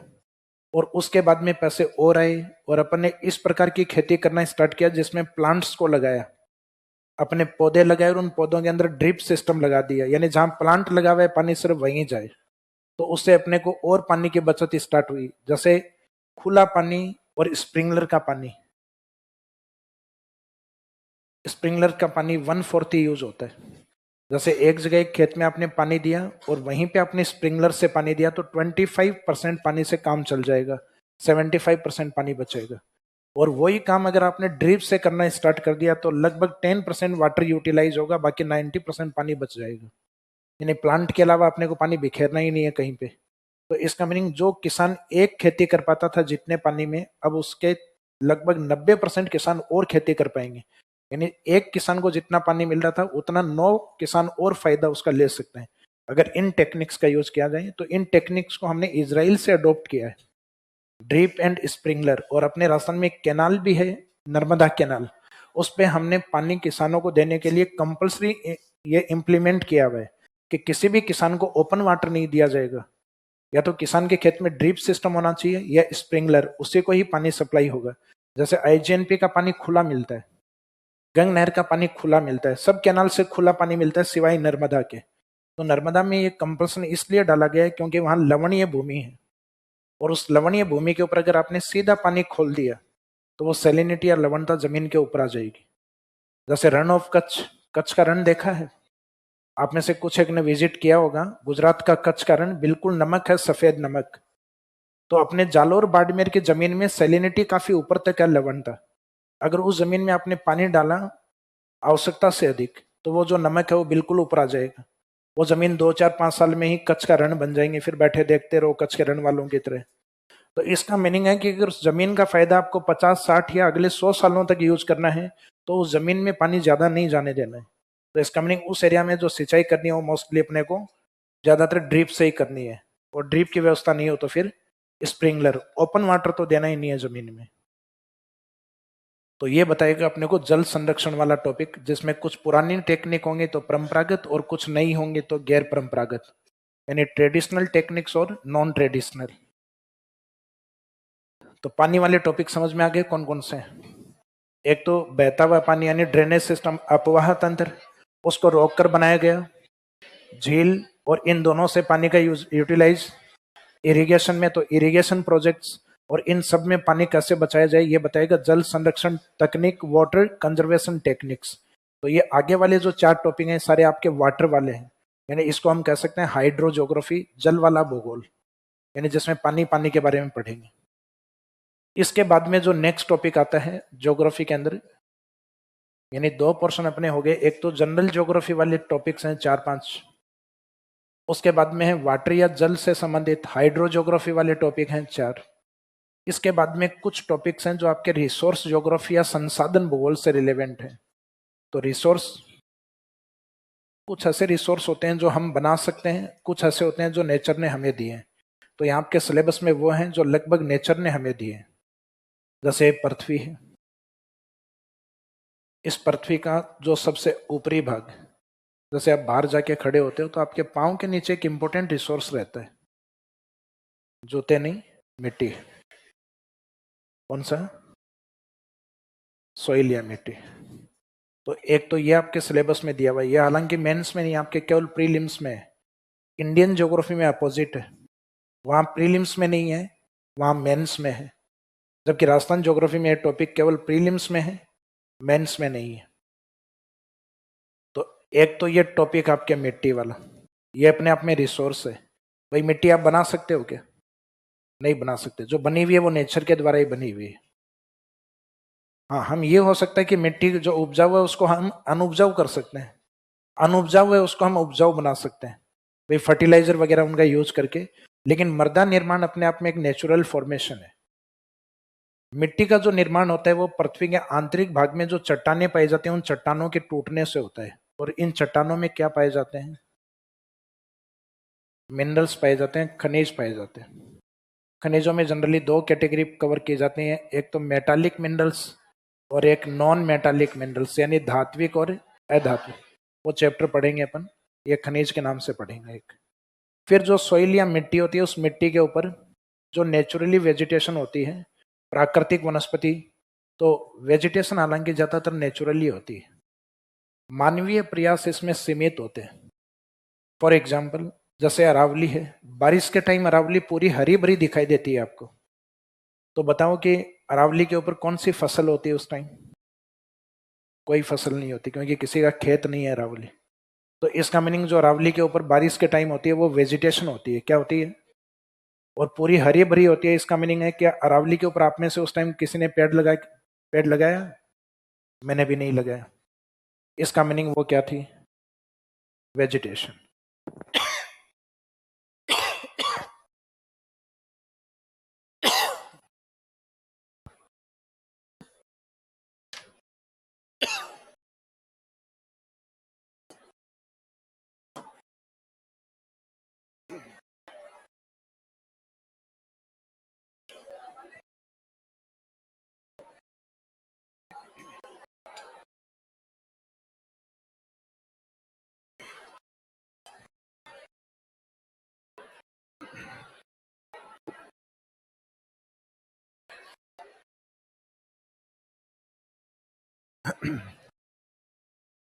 वेजिटेशन में हम यह भी नहीं कह सकते कि कंप्लीटली नेचुरल होती है, क्योंकि मानवीय प्रयासों से बढ़ाई जा सकती है।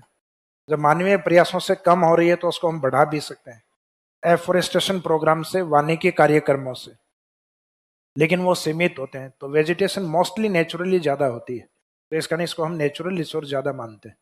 तो मिट्टी, मिट्टी के अंदर पाए जाने वाले खनिज, मिट्टी के ऊपर पाई जाने वाली वनस्पति, तो लगभग तीनों रिलेवेंट ही है। फिर इस वनस्पति से रिलेवेंट एक टॉपिक आता है, जहाँ पे वन अधिक होते हैं वहाँ वाइल्ड लाइफ या बायोडाइवर्सिटी ज्यादा होती है, और जहाँ फॉरेस्ट्री एरिया कम होता है वहाँ वाइल्ड लाइफ भी कम होता है।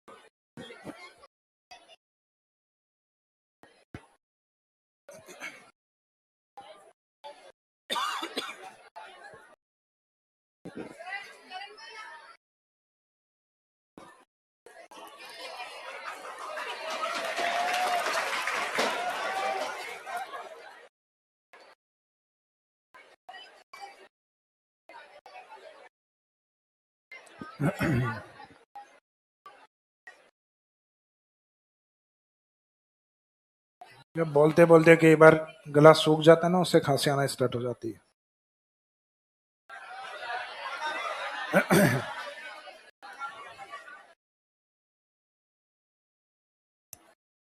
जैसे कई बार माहौल, कई लोग हैं सिगरेट पी के आते हैं, कई तंबाकू खा के आते हैं, तो कई बार मेरा भी क्या, विक्स खाने से माहौल सेट होता है। बस करो बस। तो ये जो वेजिटेशन वाला है इसके ऊपर डिपेंड करेगा अपना वाइल्ड लाइफ। तो ये एक टॉपिक आपके अलग से दिया गया है। पहले तो ये अपने लिए रिसोर्स था, वन्य जीव भी हमारे लिए संसाधन थे। जैसे महारानी को हाथी दांत की चूड़ियां चाहिए तो हाथी को निपटा दो, दांत निकाल के चूड़ियां बना दो। लेकिन अब वाइल्ड लाइफ को भी उतना ही जीने का हक है जितना अपने को, वन्य जीवों को, क्योंकि इनको वाइल्ड लाइफ प्रोटेक्शन एक्ट, वन्य जीव संरक्षण अधिनियम के तहत प्रोटेक्ट किया गया है। इनके लिए भी अलग अलग परियोजना चलाए गए हैं, टाइगर प्रोजेक्ट, एलिफेंट प्रोजेक्ट, तो इस तरीके के अलग अलग प्रोजेक्ट बने हुए हैं, अलग अलग एक्ट बना दिए गए हैं। इकोलॉजी वाला पार्ट हुआ होगा आपका, उसमें पढ़े हैं आपने। तो वाइल्ड लाइफ को बचाने के, देखो वन्य जीवों को बचाने के दो तरीके हैं। अगर किसी नेचुरल साइट पे प्राकृतिक आवास अगर ठीक है तो उनको उसी नेचुरल साइट पे बचाया जा सकता है। इसको कहा जाता है इन सिटू प्रोटेक्शन, यानी जीवों के स्वयं के स्थान पे बचा लेना, सवै स्थानीय संरक्षण। और जीव जब अपने स्वयं के स्थान पे संरक्षित नहीं हो तो उसको जो अपनी कृत्रिम या आर्टिफिशियल साइट होती है वहां ले जाके उनको प्रोटेक्ट कर सकते हैं। तो उसको कहा जाता है एक्स सिटू साइट, बहिस्थानीय संरक्षण या बाह्य स्थानीय संरक्षण।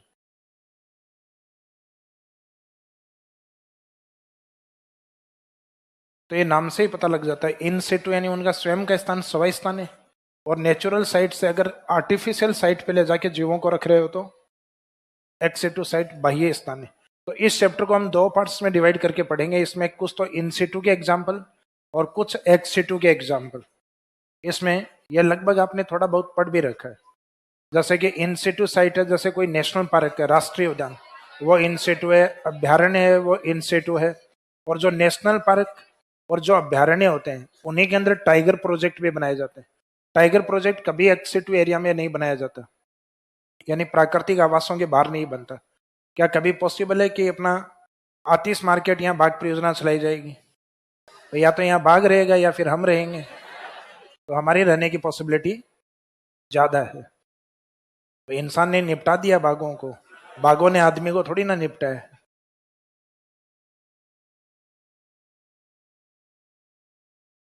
हाँ, आमने सामने की लड़ाई नहीं की हमने, अपने छुप के वार किए हैं गोरिल्ला पद्धति से। तो यहाँ आपके ये चार टॉपिक हैं, लेकिन चारों के चारों रिसोर्स नहीं है। लेकिन इस टॉपिक को अपन साथ इसलिए पढ़ेंगे क्योंकि ये किस पे डिपेंड करता है, वेजिटेशन। तो यहाँ एक टॉपिक तो होगा आपका सॉइल वाला। सॉइल का निर्माण मुख्यतः चट्टानों से होता है। चट्टानों में क्या पाए जाते हैं, खनिज। सॉइल के ऊपर क्या पनपती है, वेजिटेशन या वनस्पति।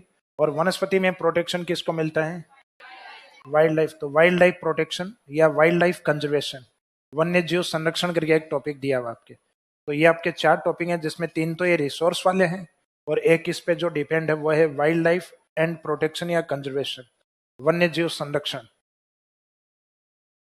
लास्ट वाला जो ज्योग्राफी का पार्ट रहेगा वो संसाधन के बाद में रहेगा इकोनॉमी ज्योग्राफी, जिसको हम कहेंगे आर्थिक भूगोल, जो कि अपनी मुख्यतः अर्थव्यवस्था का या इकोनॉमी का बेस होगा। जैसे ग्रामीण क्षेत्र में कोई व्यक्ति रहता है तो उसकी इकोनॉमी का मेन बेस क्या है, एग्रीकल्चर। गांव में रहने वाले व्यक्ति का जो इकोनॉमी का जो मेन बेस है वो एग्रीकल्चर या कृषि। जैसे पश्चिमी राजस्थान है, तो पश्चिमी राजस्थान में कई जगह ऐसी स्थिति है जहां पानी उपलब्ध नहीं है, तो वहां एग्रीकल्चर नहीं है, तो उन लोगों ने ग्रामीण क्षेत्रों में दूसरा बेस अपना रखा है, एनिमल वेल्थ या लाइव स्टॉक, पशु संपदा को। तो ग्रामीण क्षेत्र में रहने वाले लोगों का या तो इकोनॉमी का बेस कृषि होता है, या कृषि जिस एरिया में बहुत ज्यादा पॉसिबल नहीं है तो वहां पशुपालन या पशु संपदा, लाइव स्टॉक। ये तो पहले आपके सिलेबस में था, अब हटा लिया गया है। अब आपके राजस्थान इकोनॉमी वाले पोर्शन में थोड़ा बहुत आता है, डेयरी फार्मिंग वगैरह वो आता है सिर्फ। तो इसका मीनिंग है कि जो पशुपालन और कृषि ये ग्रामीण क्षेत्र का मेन बेस है। पश्चिमी राजस्थान में आप जाओगे तो वहाँ एग्रीकल्चर का प्रभाव कम आपको और एनिमल वेल्थ या लाइव स्टॉक का अधिक दिखाई देगा, क्योंकि जिस एरिया में पानी नहीं है तो वहाँ तो कृषि पॉसिबल ही नहीं है। भाई आपने बीजों की बुआई भी करती और जमीन में पानी वैसे नहीं, और कई बार तो बारिश वाला भी बहुत कम होता है। तो इसका मीनिंग इसमें तो किसान का बस नहीं चल पाएगा। लेकिन पशु संपदा में किसान का बस है। भाई पानी नहीं आता तो उसको 20 किलोमीटर पैदल ले जाके पानी पिला के ले आएगा, लेकिन बाजरा अगर खेत में बो दिया तो बाजरे को 20 किलोमीटर दूर ले जाकर पानी पिलाना मुश्किल है। तो इसका मीनिंग इनमें से कौन सी चीज है जिसको माइग्रेट करके भी दूसरे स्थान पे ले जाके भी कवर कर सकता है, पशुपालन। तो ये दोनों ग्रामीण जो अर्थव्यवस्था के दोनों बेस हैं, एक तो ये आपका, ये कहीं ना कहीं राजस्थान इकोनॉमी वाले पार्ट में थोड़ा बहुत है आपके। कोई व्यक्ति ग्रामीण क्षेत्र में नहीं रहना चाहता, चलो उसको शहर में शिफ्ट करो। अब शहर में शिफ्ट करने के बाद में उसके इकोनॉमी का जो बेस है, या तो आपकी तरह वो सर्विस की तैयारी करे, क्योंकि शहरी क्षेत्र में एक तो सर्विस सेक्टर अधिक है, सेवा। जैसे आप पढ़ा रहे हो, इंजीनियर हो, डॉक्टर हो, या फिर किसी गवर्नमेंट सर्विस में लग गए तो वो सर्विस सेक्टर ही है। लेकिन अगर आप सर्विस में नहीं लगे तो फिर किसी न किसी इंडस्ट्री से अपने को ऐड होना पड़ेगा, या तो कोई टूरिज्म के अंदर, या हो सकता है कोई दूसरे किसी न किसी उद्योग से अटैच होना पड़ेगा। तो सर्विस या सेवा के नाम से तो आपके कोई टॉपिक दिया हुआ नहीं है। वो आपके राजस्थान इकोनॉमिक रिव्यू पढ़ोगे तब जरूर पढ़ोगे उसमें सर्विस सेक्टर का कितना योगदान है। बाकी अपने ज्योग्राफी में कोई ऐसा टॉपिक नहीं है। तो सर्विस नहीं दिया हुआ तो दूसरा चैप्टर अपने इंडस्ट्री, तो इंडस्ट्री अपने ज्योग्राफी के सिलेबस में है। तो ग्रामीण क्षेत्र में तो बेस ये था। शहरी क्षेत्र में आओगे तो इकोनॉमी का बेस क्या रहता है, उद्योग। फिर उद्योग को चलाने के लिए क्या चाहिए, भाई उद्योग में क्या होता है, मशीनरी होती है, और मशीनरी को चलाने के लिए क्या चाहिए, बस जैसे फैन है, फैन भी एक मशीन है, इसको चलाने के लिए एनर्जी या ऊर्जा। तो ऊर्जा आपके एक टॉपिक दिया हुआ है। और ऊर्जा के साथ, भाई ऊर्जा है लेकिन फिर भी ये मशीन नहीं चल रही, क्योंकि इसको आके कोई हाथ से बटन को दबाएगा तब स्टार्ट होगा। मैन पावर जो कि हमें प्राप्त होती है जनसंख्या से। तो इसका मीनिंग उद्योग, उद्योग किससे रन होते हैं, ऊर्जा से, और मैन पावर यानी जनसंख्या से, यानी पॉपुलेशन से। तो ये जनसंख्या जनगणना वाला भी एक टॉपिक आपके अलग से दिया हुआ है, जिसमें अभी तो अपने को 2011 और अपडेट हो जाती है 2021 वाली। तो इसका मीनिंग बाद में अपडेट वाली भी पढ़नी है, पुराने वाली तो पढ़नी है, क्योंकि जब भी कोई नई गणना आती है तो उसमें कंपैरिजन वाले क्वेश्चन पूछे जाते हैं। भाई पहले की तुलना में कितनी बढ़ी, पहले कितनी थी वो तो याद होना, तब पता चलेगा कितनी बढ़ी। तो इसका मीनिंग आप उस संक्रमण काल में हो, उस ट्रांजिशनल पीरियड में हो, जिसमें आपको पुराने वाले डेटा भी पढ़ने होंगे, और जैसे ही अपडेट होंगे तो अपडेट वाले भी पढ़ने होंगे। तो अपडेट वाले अभी तक तो नहीं आए अपने। फिर जो जनसंख्या है उसने उद्योगों में लग के पशुपालन करके, खेती करके पैसा कमाया। और पैसा कमा के जब व्यक्ति के पास बहुत सारे पैसा आ जाता है, घर भी बना लिया, गाड़ी भी ले ली, उसके बाद में वो टूरिज्म की सोचता है, पर्यटन की सोचता है कि घूम के आते हैं। तो इसका मीनिंग जब जनसंख्या है ये काम करके इनसे जो पैसा कमाएगी वो किस में खर्च करेगी? टूरिज्म में। तो टूरिज्म करके एक टॉपिक आपके राजस्थान हिस्ट्री में भी दिया हुआ है और राजस्थान ज्योग्राफी में भी दिया हुआ है। तो ये लास्ट टॉपिक इकोनॉमी वाला राजस्थान में टूरिज्म, इसको दिया हुआ है पर्यटन परिपथ के नाम से।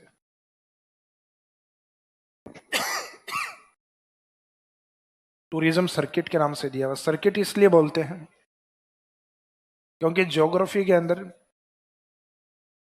जो ज्योग्राफिकल साइट या लोकेशन होती हैं उसमें कुछ जगहों को मिला के एक पॉइंट बोला गया। जैसे जयपुर वाली साइट्स को आसपास की को ढूंढाड़ सर्किट, जयपुर के ऊपर आप सीकर झुंझुनू और इस साइड में जा रहे हो तो शेखावाटी सर्किट, राजस्थान के इधर चित्तौड़ उदयपुर राजसमंद की ओर जा रहे हो तो यह मेवाड़ सर्किट, पश्चिमी राजस्थान में डेजर्ट एरिया की ओर जा रहे हो तो यह डेजर्ट्स या इसको कहते हैं मरु त्रिकोण।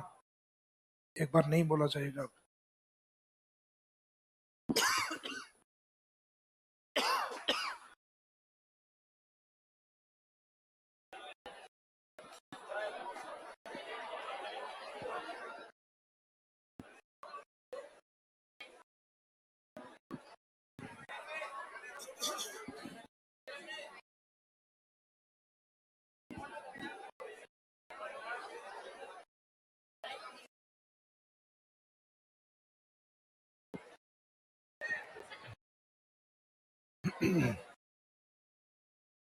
बैच कितना पुराना है आपका? दोनों लगभग साथ ही होंगे बैच।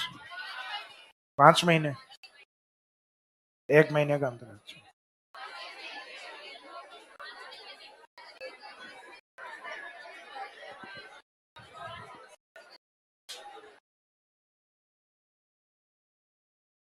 तो देखो, जब भी राजस्थान ज्योग्राफी के सिलेबस को आपको याद करना हो तो आपको 20-25 टॉपिक याद नहीं करने। आपको इन पॉइंट्स को याद रखना है कि ज्योग्राफी के अंदर जो टॉपिक्स दिए गए वो किस थीम के दिए गए। तो एक तो दिए गए आपके जनरल टॉपिक, सामान्य भूगोल वाले जो स्टार्टिंग में पढ़ने होते हैं। आप राजस्थान में हो तो राजस्थान में भी पढ़ने होंगे। इंडियन ज्योग्राफी है तो उसमें भी पढ़ने होंगे। इंडियन ज्योग्राफी में वहाँ इंडिया के फिजिकल डिवीजन, इंडिया के क्लाइमेट, इंडिया का ओरिजिन या उत्पत्ति, तो उसी तरीके से राजस्थान में देखते हैं अपन। तो ये अपने जनरल टॉपिक्स में से कितने हैं? 5। ओरिजिन ऑफ राजस्थान, राजस्थान की उत्पत्ति, location and extension of Rajasthan, Rajasthan की स्थिति एवं विस्तार, फिजिकल डिवीजन एंड क्लाइमेट, और एक वो वोकेब वाला चैप्टर, ऐतिहासिक और भौगोलिक स्थल वाला। नेक्स्ट अपना जो हाइड्रो ज्योग्राफी यानी जलीय भूगोल, पानी वाले टॉपिक। तो पानी वाले में कौन कौन से थे? ड्रेनेज सिस्टम यानी नदियां, रिवर्स, जिनको रोक के क्या बनाई जाती हैं? लेक। दोनों के पानी का यूज, सिंचाई परियोजना, तीनों में पानी को बचाएंगे ये बताएगा। जल संरक्षण की तकनीक, वाटर कंजर्वेशन टेक्निक्स। तो पानी वाले टॉपिक कितने? 4। फिर अपने रिसोर्स, संसाधन वाले। तो संसाधन वाले में 3 तो रिसोर्स वाले थे प्लस एक वाइल्ड लाइफ वाला था। भाई वाइल्ड लाइफ को अपन वैसे रिसोर्स नहीं मान सकते। तो रिसोर्स में एक तो अपने पाँव के नीचे सॉइल वाला, एक सॉइल के ऊपर वेजिटेशन वनस्पति, एक सॉइल के अंदर मिनरल्स खनिज। तो यहाँ 3 संसाधन और एक वाइल्ड लाइफ प्रोटेक्शन। लास्ट में अपने इकोनॉमी ज्योग्राफी, आर्थिक भूगोल। तो आर्थिक भूगोल में पहले अपने को गांव में जाके सोचना है। एग्रीकल्चर, कृषि, पशुपालन या पशु संपदा, एनिमल वेल्थ या लाइव स्टॉक। शहर में आके उद्योग। फिर उद्योग को रन करने के लिए एक तो एनर्जी या ऊर्जा और एक जनसंख्या। और जनसंख्या उद्योगों में, पशुपालन से, खेती से जो कमाई की खर्च किस में करेगी? टूरिज्म या पर्यटन। तो इस तरीके से आपको सिर्फ इन 4 पॉइंट्स के ऊपर सोचना है। टॉपिक्स अपने आप धीरे धीरे इसमें से निकलना स्टार्ट हो जाएंगे। इसके बाद में 2 टॉपिक आपके ऐसे हैं जो सिर्फ मेंस में दिए हुए हैं, प्रीलिम्स में नहीं है वो। यानी ये जो टॉपिक हैं जिसमें कुछ एक जगह मैंने आपको बताए हैं एक तो टूरिज्म वाला है, ये आपके सिर्फ प्रीलिम्स में, मेंस में नहीं है, लेकिन ये राजस्थान हिस्ट्री में मेंस में है, तो इसका मीनिंग पढ़ना तो पड़ेगा मेंस में, लेकिन राजस्थान ज्योग्राफी के अंदर मेंस में नहीं रहेगा। उद्योग वाला है, ये आपके मेंस में नहीं है, ये सिर्फ प्रीलिम्स में है। इस रिसोर्स या संसाधन में एक टॉपिक बताया था मैंने, सोइल या मिट्टी, ये मेंस में नहीं है, मेंस में इंडियन ज्योग्राफी में रहेगा। राजस्थान वाली मिट्टियां केवल प्रीलिम्स में पढ़नी है। हाइड्रो के अंदर एक लास्ट वाला टॉपिक था, वाटर कंजर्वेशन टेक्निक्स, वो वाला आपके प्रीलिम्स में है, मेंस में नहीं रहेगा। जो वाटर कंजर्वेशन टेक्निक्स वाला है, जल संरक्षण की तकनीक वाला, इसके अंदर स्टार्टिंग वाले जो 3 टॉपिक हैं वो ज्योग्राफी के बेसिक टॉपिक हैं, वो आपके मेंस में नहीं होते। राजस्थान की उत्पत्ति, स्थिति विस्तार और ऐतिहासिक और भौगोलिक शब्दावली।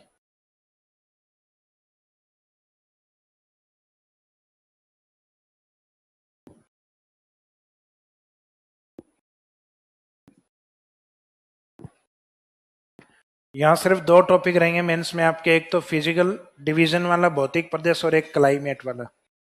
तो इसका मीनिंग है मेंस में जाते जाते अपने टॉपिक हैं ज्योग्राफी के काफी कम हो जाते हैं, लेकिन 2 टॉपिक ऐसे हैं जो केवल मेंस में ऐड किए गए हैं, प्रीलिम्स के सिलेबस में नहीं है।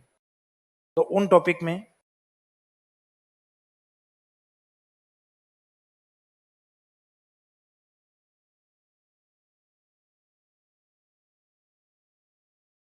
एक तो इन्वायरमेंटल इश्यूज हैं, पर्यावरणीय समस्याएं,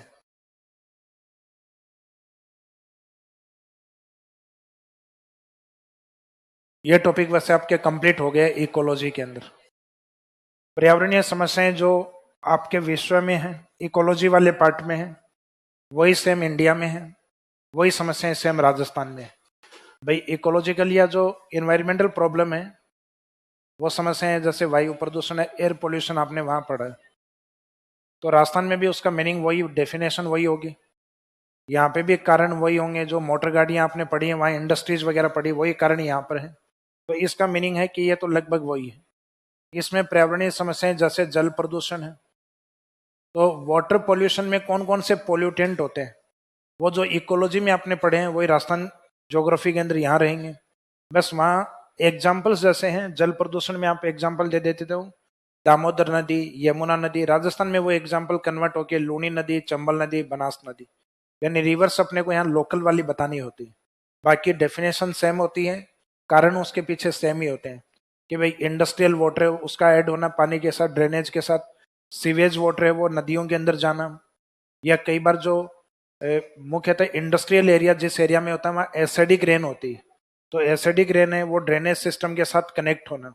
तो इस प्रकार से कई जो पॉइंट्स या को जो कारण लिखते हो इकोलॉजी में, जो सेम आपको राजस्थान ज्योग्राफी में लिखने। ऐसे ही आपके पर्यावरणीय समस्या में आता है मरुस्थलीकरण, डेजर्टिफिकेशन। तो डेजर्टिफिकेशन वहां जो कारण लिखे हैं, तो राजस्थान के डेजर्टिफिकेशन में भी कारण वो सेम ही है। मीनिंग ये एक ऐसा टॉपिक है जो रिपीटेशन वाला है, तो इसका मीनिंग है कि इसमें आपको नोट्स लिखवाएंगे नहीं, सिर्फ समझाएंगे, क्योंकि इसमें आपके पास लिखे हुए, इकोलॉजी में लिखे हुए हैं सारे नोट्स आपके। जल प्रदूषण, वायु प्रदूषण लिखा हुआ है नहीं, सेम है पूरा चैप्टर। भाई पॉइंट्स इसमें इसलिए कवर करवाएंगे ताकि आपको कॉन्फिडेंस है कि हाँ हमें जो करवाया है वही रिपीट करवाया है आपने, तो इसलिए कवर करवाएंगे। अदरवाइज ये रहेगा कि हमें ज्योग्राफी में तो पढ़ाया ही नहीं है टॉपिक, तो टॉपिक तो करवाया जाएगा। एक यूनेस्को वाला जो पार्ट है, इससे रिलेवेंट 2 कॉन्सेप्ट दिए हुए हैं आपके। जैसे यूनेस्को के मुख्यतः 3 कॉन्सेप्ट ज्यादा फेमस है, जिसमें से 2 आपके राजस्थान ज्योग्राफी में दिए हुए हैं और एक कॉन्सेप्ट आपके इकोलॉजी में दिया हुआ है। यूनाइटेड जो नेशंस हैं उनका एक संगठन है ये, जो एजुकेशन के लिए, साइंस या विज्ञान के लिए और कल्चरल साइट हैं उनको प्रोटेक्शन करने वाला एक ऑर्गेनाइजेशन बना हुआ है, जिसको 1946 में बनाया था, 45,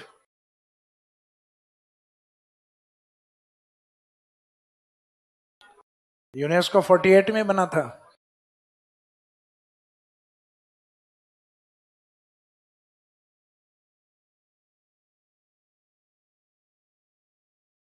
शायद नवंबर 1945 का है। इंडिया इसके जो मेंबर के रूप में है वो 1946 में आया था, हम नेक्स्ट ईयर आए थे इसमें।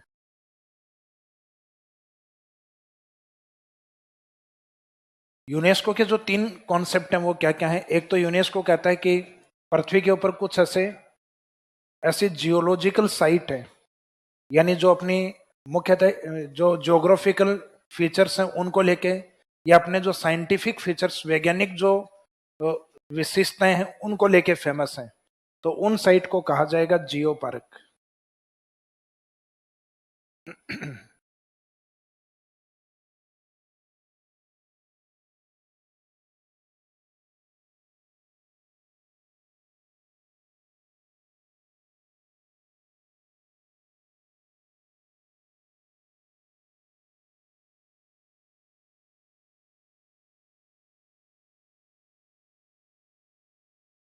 यूनेस्को ये कहता है जियो पार्क हम उसको बनाएंगे जो अपने आप में सिंगल हो, यूनिफाइड हो और जियोलॉजिकल साइट हो। जियोलॉजिकल साइट यानी जो अपनी चट्टानों की विशिष्टता रखता हो, जो विश्व में बार बार जगह जगह नहीं मिले, सिंगल और यूनिक हो, यानी एकल और मुख्यतः एकल और अपने आप में यूनिक।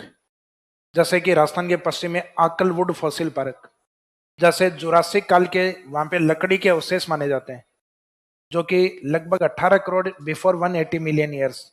तो वैसे जीवाश्म आपको जगह जगह देखने को नहीं मिलते, तो वो साइट अपने आप में एक यूनिक साइट और सिंगल साइट है। तो ऐसी यूनिक, यूनिफाइड और सिंगल साइट होनी चाहिए जिनका अपनी चट्टानों को लेके या जियोमॉर्फोलॉजिकल इंपोर्टेंस होना चाहिए, जियोलॉजिकल इंपोर्टेंस होना चाहिए, भूवैज्ञानिक महत्व होना चाहिए। तो उन साइट के लिए इन्होंने कौन सा कॉन्सेप्ट स्टार्ट किया है? Geo park. ये नया कॉन्सेप्ट है जो इन्होंने 2001 से इंप्लीमेंट किया है। तो इसके अंदर विश्व के विभिन्न राष्ट्रों को कह रखा है कि आप अपने यहाँ अपने लेवल के ऊपर, लोकेलिटी के ऊपर, अपने स्थानीय तौर पे इस प्रकार के जियो पार्क बनाओ, लेकिन उसमें कंडीशन ये होनी चाहिए वो सिंगल और यूनिफाइड होने चाहिए। ऐसे नहीं कि तुमने जो बनाया वो जगह जगह मिल रहा है तो हम उसको अपनी लिस्ट में शामिल नहीं करेंगे। सिंगल, यूनिफाइड और जियोलॉजिकल इंपोर्टेंस अगर उसका होगा, यानी उसका अपने आप में भूवैज्ञानिक महत्व होगा और अपने आप में एकल और यूनिक होगा, तो हम अपनी लिस्ट में शामिल करेंगे और फंडिंग करेंगे उसके लिए। लेकिन उसके लिए पहले प्रयास कहाँ पे होगा? बॉटम लेवल पे, कि उसके लिए आप स्वयं प्रयास करें।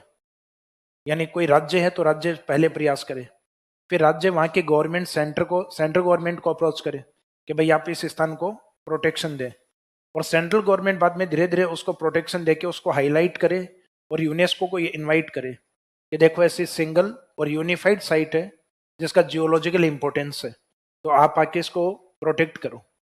तो यूनेस्को फिर विजिट करेगा। तो इसका मीनिंग इस प्रकार के जो कॉन्सेप्ट है उसमें अप्रोच बनाई जाती है bottom to up approach, up to bottom नहीं। यूनेस्को आके नहीं बताएगा कि ओहो तुम्हारे यहाँ ये यूनिक है, वो हमें साबित करना पड़ेगा कि यूनिक है। तो यानी इसमें बॉटम टू अप अप्रोच पे कॉन्सेप्ट काम करेगा।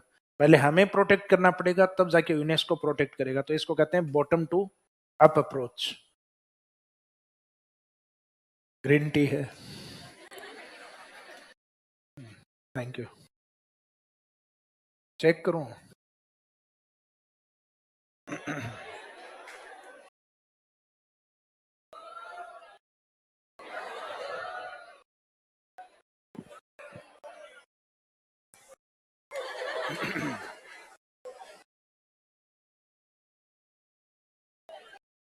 सही है, गिलोय है।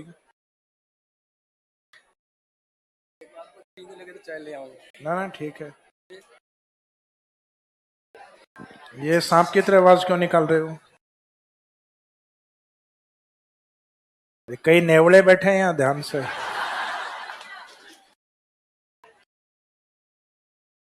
तो इंडिया ने अभी ऐसा एक जियो पार्क, यूनेस्को कह रहे हैं ऐसे जियो पार्क कुछ राष्ट्र हैं वो अपने स्तर पे बनाएं पहले, और जब आप बना लोगे तो हम मॉनिटरिंग करने के लिए आएंगे। हमें ठीक लगेगा तो यूनेस्को की लिस्ट में शामिल कर लेंगे, कमी लगेगी तो आपको बता देंगे और फिर एक निश्चित समय बाद वापस मॉनिटरिंग करेंगे। तो भारत अपना ऐसा पहला जियो पार्क बनाने जा रहा है मध्य प्रदेश के अंदर। मध्य प्रदेश में एक जगह आता है लमहेटा। लमहेटा एक जगह है जबलपुर के पास में। वहां पे भी अपने जैसे राजस्थान के पश्चिम में जुरासिक काल के अवशेष मिले हैं, वहां पे डायनासोर के अवशेष हैं। और जैसे आपने डायनासोर वाली मूवी देखी होगी ना, जुरासिक पार्क, सेम उसी थीम के ऊपर पार्क डेवलप किया जाएगा कि जो डायनासोर है उसका डेवलपमेंट कैसे हुआ, विकास कैसे हुआ, तो उस प्रकार का पिक्चराइजेशन उन चट्टानों को दिखाया जाएगा। जैसे जुरासिक मूवी के अंदर वो हॉलीवुड में देखने के लिए जाते हैं, उसी थीम पे अपने पार्क बन रहे हैं। लगभग 1,000 करोड़ से अधिक बजट का लम्हेटा मध्य प्रदेश सेंट्रल गवर्नमेंट बना रही है। तो इंडिया के अंदर पहला जियो पार्क बन रहा है। तो पहले इंडिया ऐसे अपने यहाँ 5-10 बनाएगी और उसके बाद में यूनेस्को को इनवाइट करेगी कि आओ और इनमें से देखो कौन कौन से ठीक है। तो यूनेस्को उनमें से मॉनिटरिंग करके हो सकता है 2-4 और ठीक लगे तो हो सकता है सभी को अपनी लिस्ट में शामिल कर ले। तो इसको कहते हैं जियो पार्क कॉन्सेप्ट। तो एक तो अपने सिलेबस में ये, तो इंडिया में अभी एक भी नहीं बना है। तो इसका मीनिंग इंडिया में एक ही नहीं बना तो राजस्थान में तो नहीं है। Rajasthan is also part of India. Meaning है कि एक तो ये कॉन्सेप्ट पढ़ना है अपने को। एग्जाम्पल तो अपने पास सिर्फ वो एक एमपी वाला है, राजस्थान का तो एग्जाम्पल भी नहीं है। एक दूसरा कॉन्सेप्ट है अपने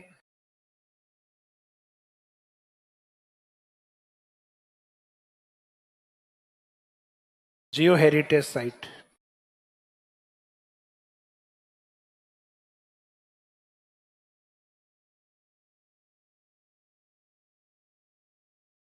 जियो हेरिटेज भू विरासत स्थल, पिछली बार 2021 में इस पे बड़ा क्वेश्चन आया था। तो भू विरासत स्थल वाला ये जो कॉन्सेप्ट है, जैसे 2001 में अपनाया, भू विरासत स्थल वाला ये कॉन्सेप्ट अपनाया गया है 1971 के पास में, जिसमें अपनी पृथ्वी के ऊपर कुछ ऐसी हेरिटेज साइट विरासत स्थल हैं जिनको प्रोटेक्ट किया जाए। उन विरासत स्थल में 3 प्रकार की साइट हो सकती है। जैसे यहाँ जियोलॉजिकल साइट, भू वैज्ञानिक महत्व की साइट होनी चाहिए, यानी उसकी चट्टानें हैं वो अपने आप में विशेष होनी चाहिए। इसके अंदर वो साइट 3 प्रकार की हो सकती है। एक तो हो सकती है कि जियोग्राफिकल साइट हो, यानी भौगोलिक साइट, जिसको यूनेस्को अपनी किस साइट में शामिल कर सकता है, जियो हेरिटेज। या हो सकता है कि कोई बनाई गई हो कल्चरल साइट। कल्चरल साइट जिसमें राजस्थान के कुछ फोर्ट शामिल हैं, अपना जंतर मंतर शामिल है, राजस्थान में कालबेलिया जो नृत्य है वो शामिल है। तो कल्चरल साइट, हालांकि कालबेलिया नृत्य है वो आता है एब्स्ट्रैक्ट आर्ट में। एब्स्ट्रैक्ट आर्ट यानी जो दिखाई नहीं देती, अमूर्त कलाएं। एब्स्ट्रैक्ट आर्ट, अमूर्त कलाएं। तो जो भू विरासत स्थल है यानी पृथ्वी पे दिखाई देने वाले जो हेरिटेज साइट है जिनको हमने डेवलप किया है, या तो एज ए जियोग्राफिकल साइट के रूप में, या एज ए कल्चरल साइट के रूप में, या अमूर्त कलाओं के रूप में। जैसे कि कालबेलिया नृत्य अपने आप में एक कला, एक आर्ट होती है। तो कला कभी स्थायी नहीं दिखाई देती। जैसे कालबेलिया नृत्य है, गुलाबो नाचेगी तो दिखाई देगी, और गुलाबो रुक गई, किसी ने आके कहा कि कालबेलिया नृत्य कहाँ स्थित है, तो कहीं स्थित नहीं है। जैसे कि अपने राजस्थान में एक गायकी के एक लहजा, सिंगिंग का एक लहजा है पश्चिमी राजस्थान में, मांड गायकी। तो मांड गायकी को हो सकता है इसमें आने वाले टाइम में शामिल कर लिया जाए। और फिर कोई आके पूछे अपने को कि भाई मांड गायकी कहाँ स्थित है, तो लोगों के कंठ में स्थित है। तो एक गायकी का लहजा है मांड। तो मांड कहीं लोकेटेड थोड़ी ना है, तो वो एक कला है, अमूर्त कला है, उसका कोई फेस नहीं है।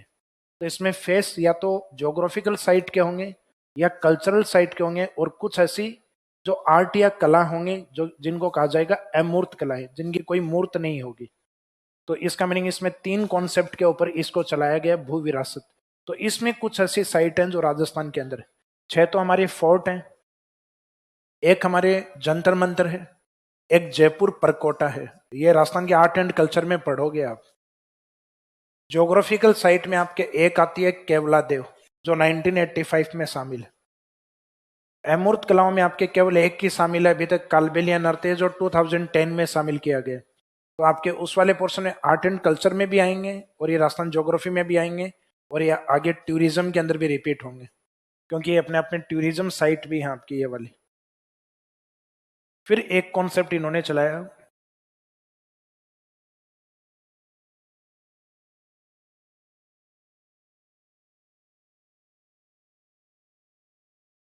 Man and biosphere reserve.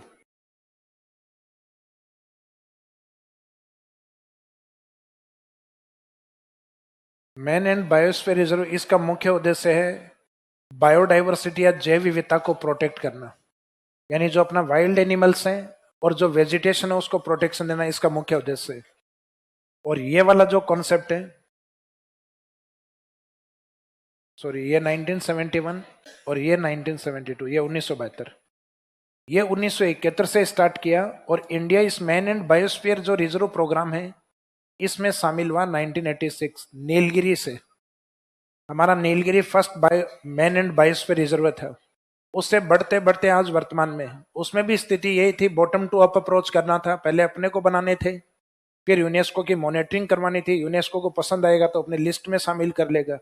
तो हमने अपनी तरफ से मैन एंड बायोस्फीयर रिजर्व बनाते बनाते बनाते कितने बना दिए, 18 बना दिए अपने।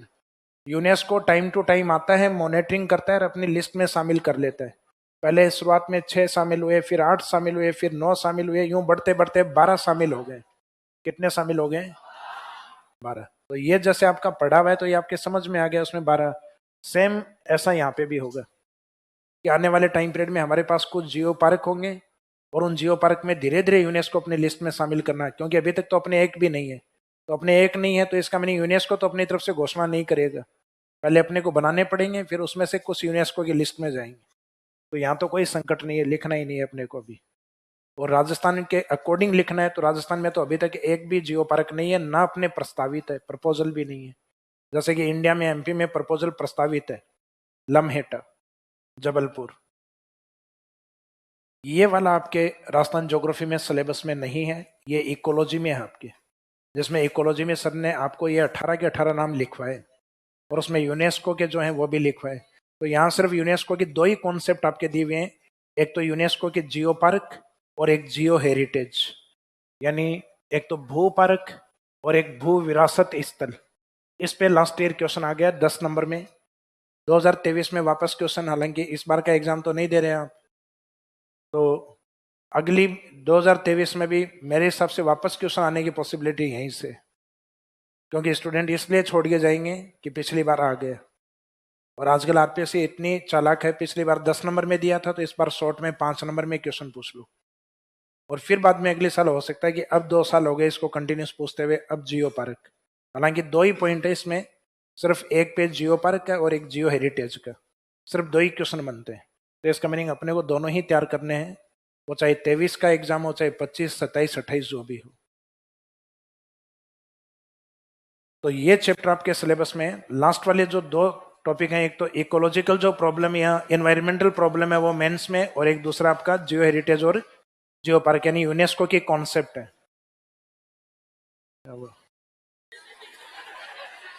कल पढ़ोगे?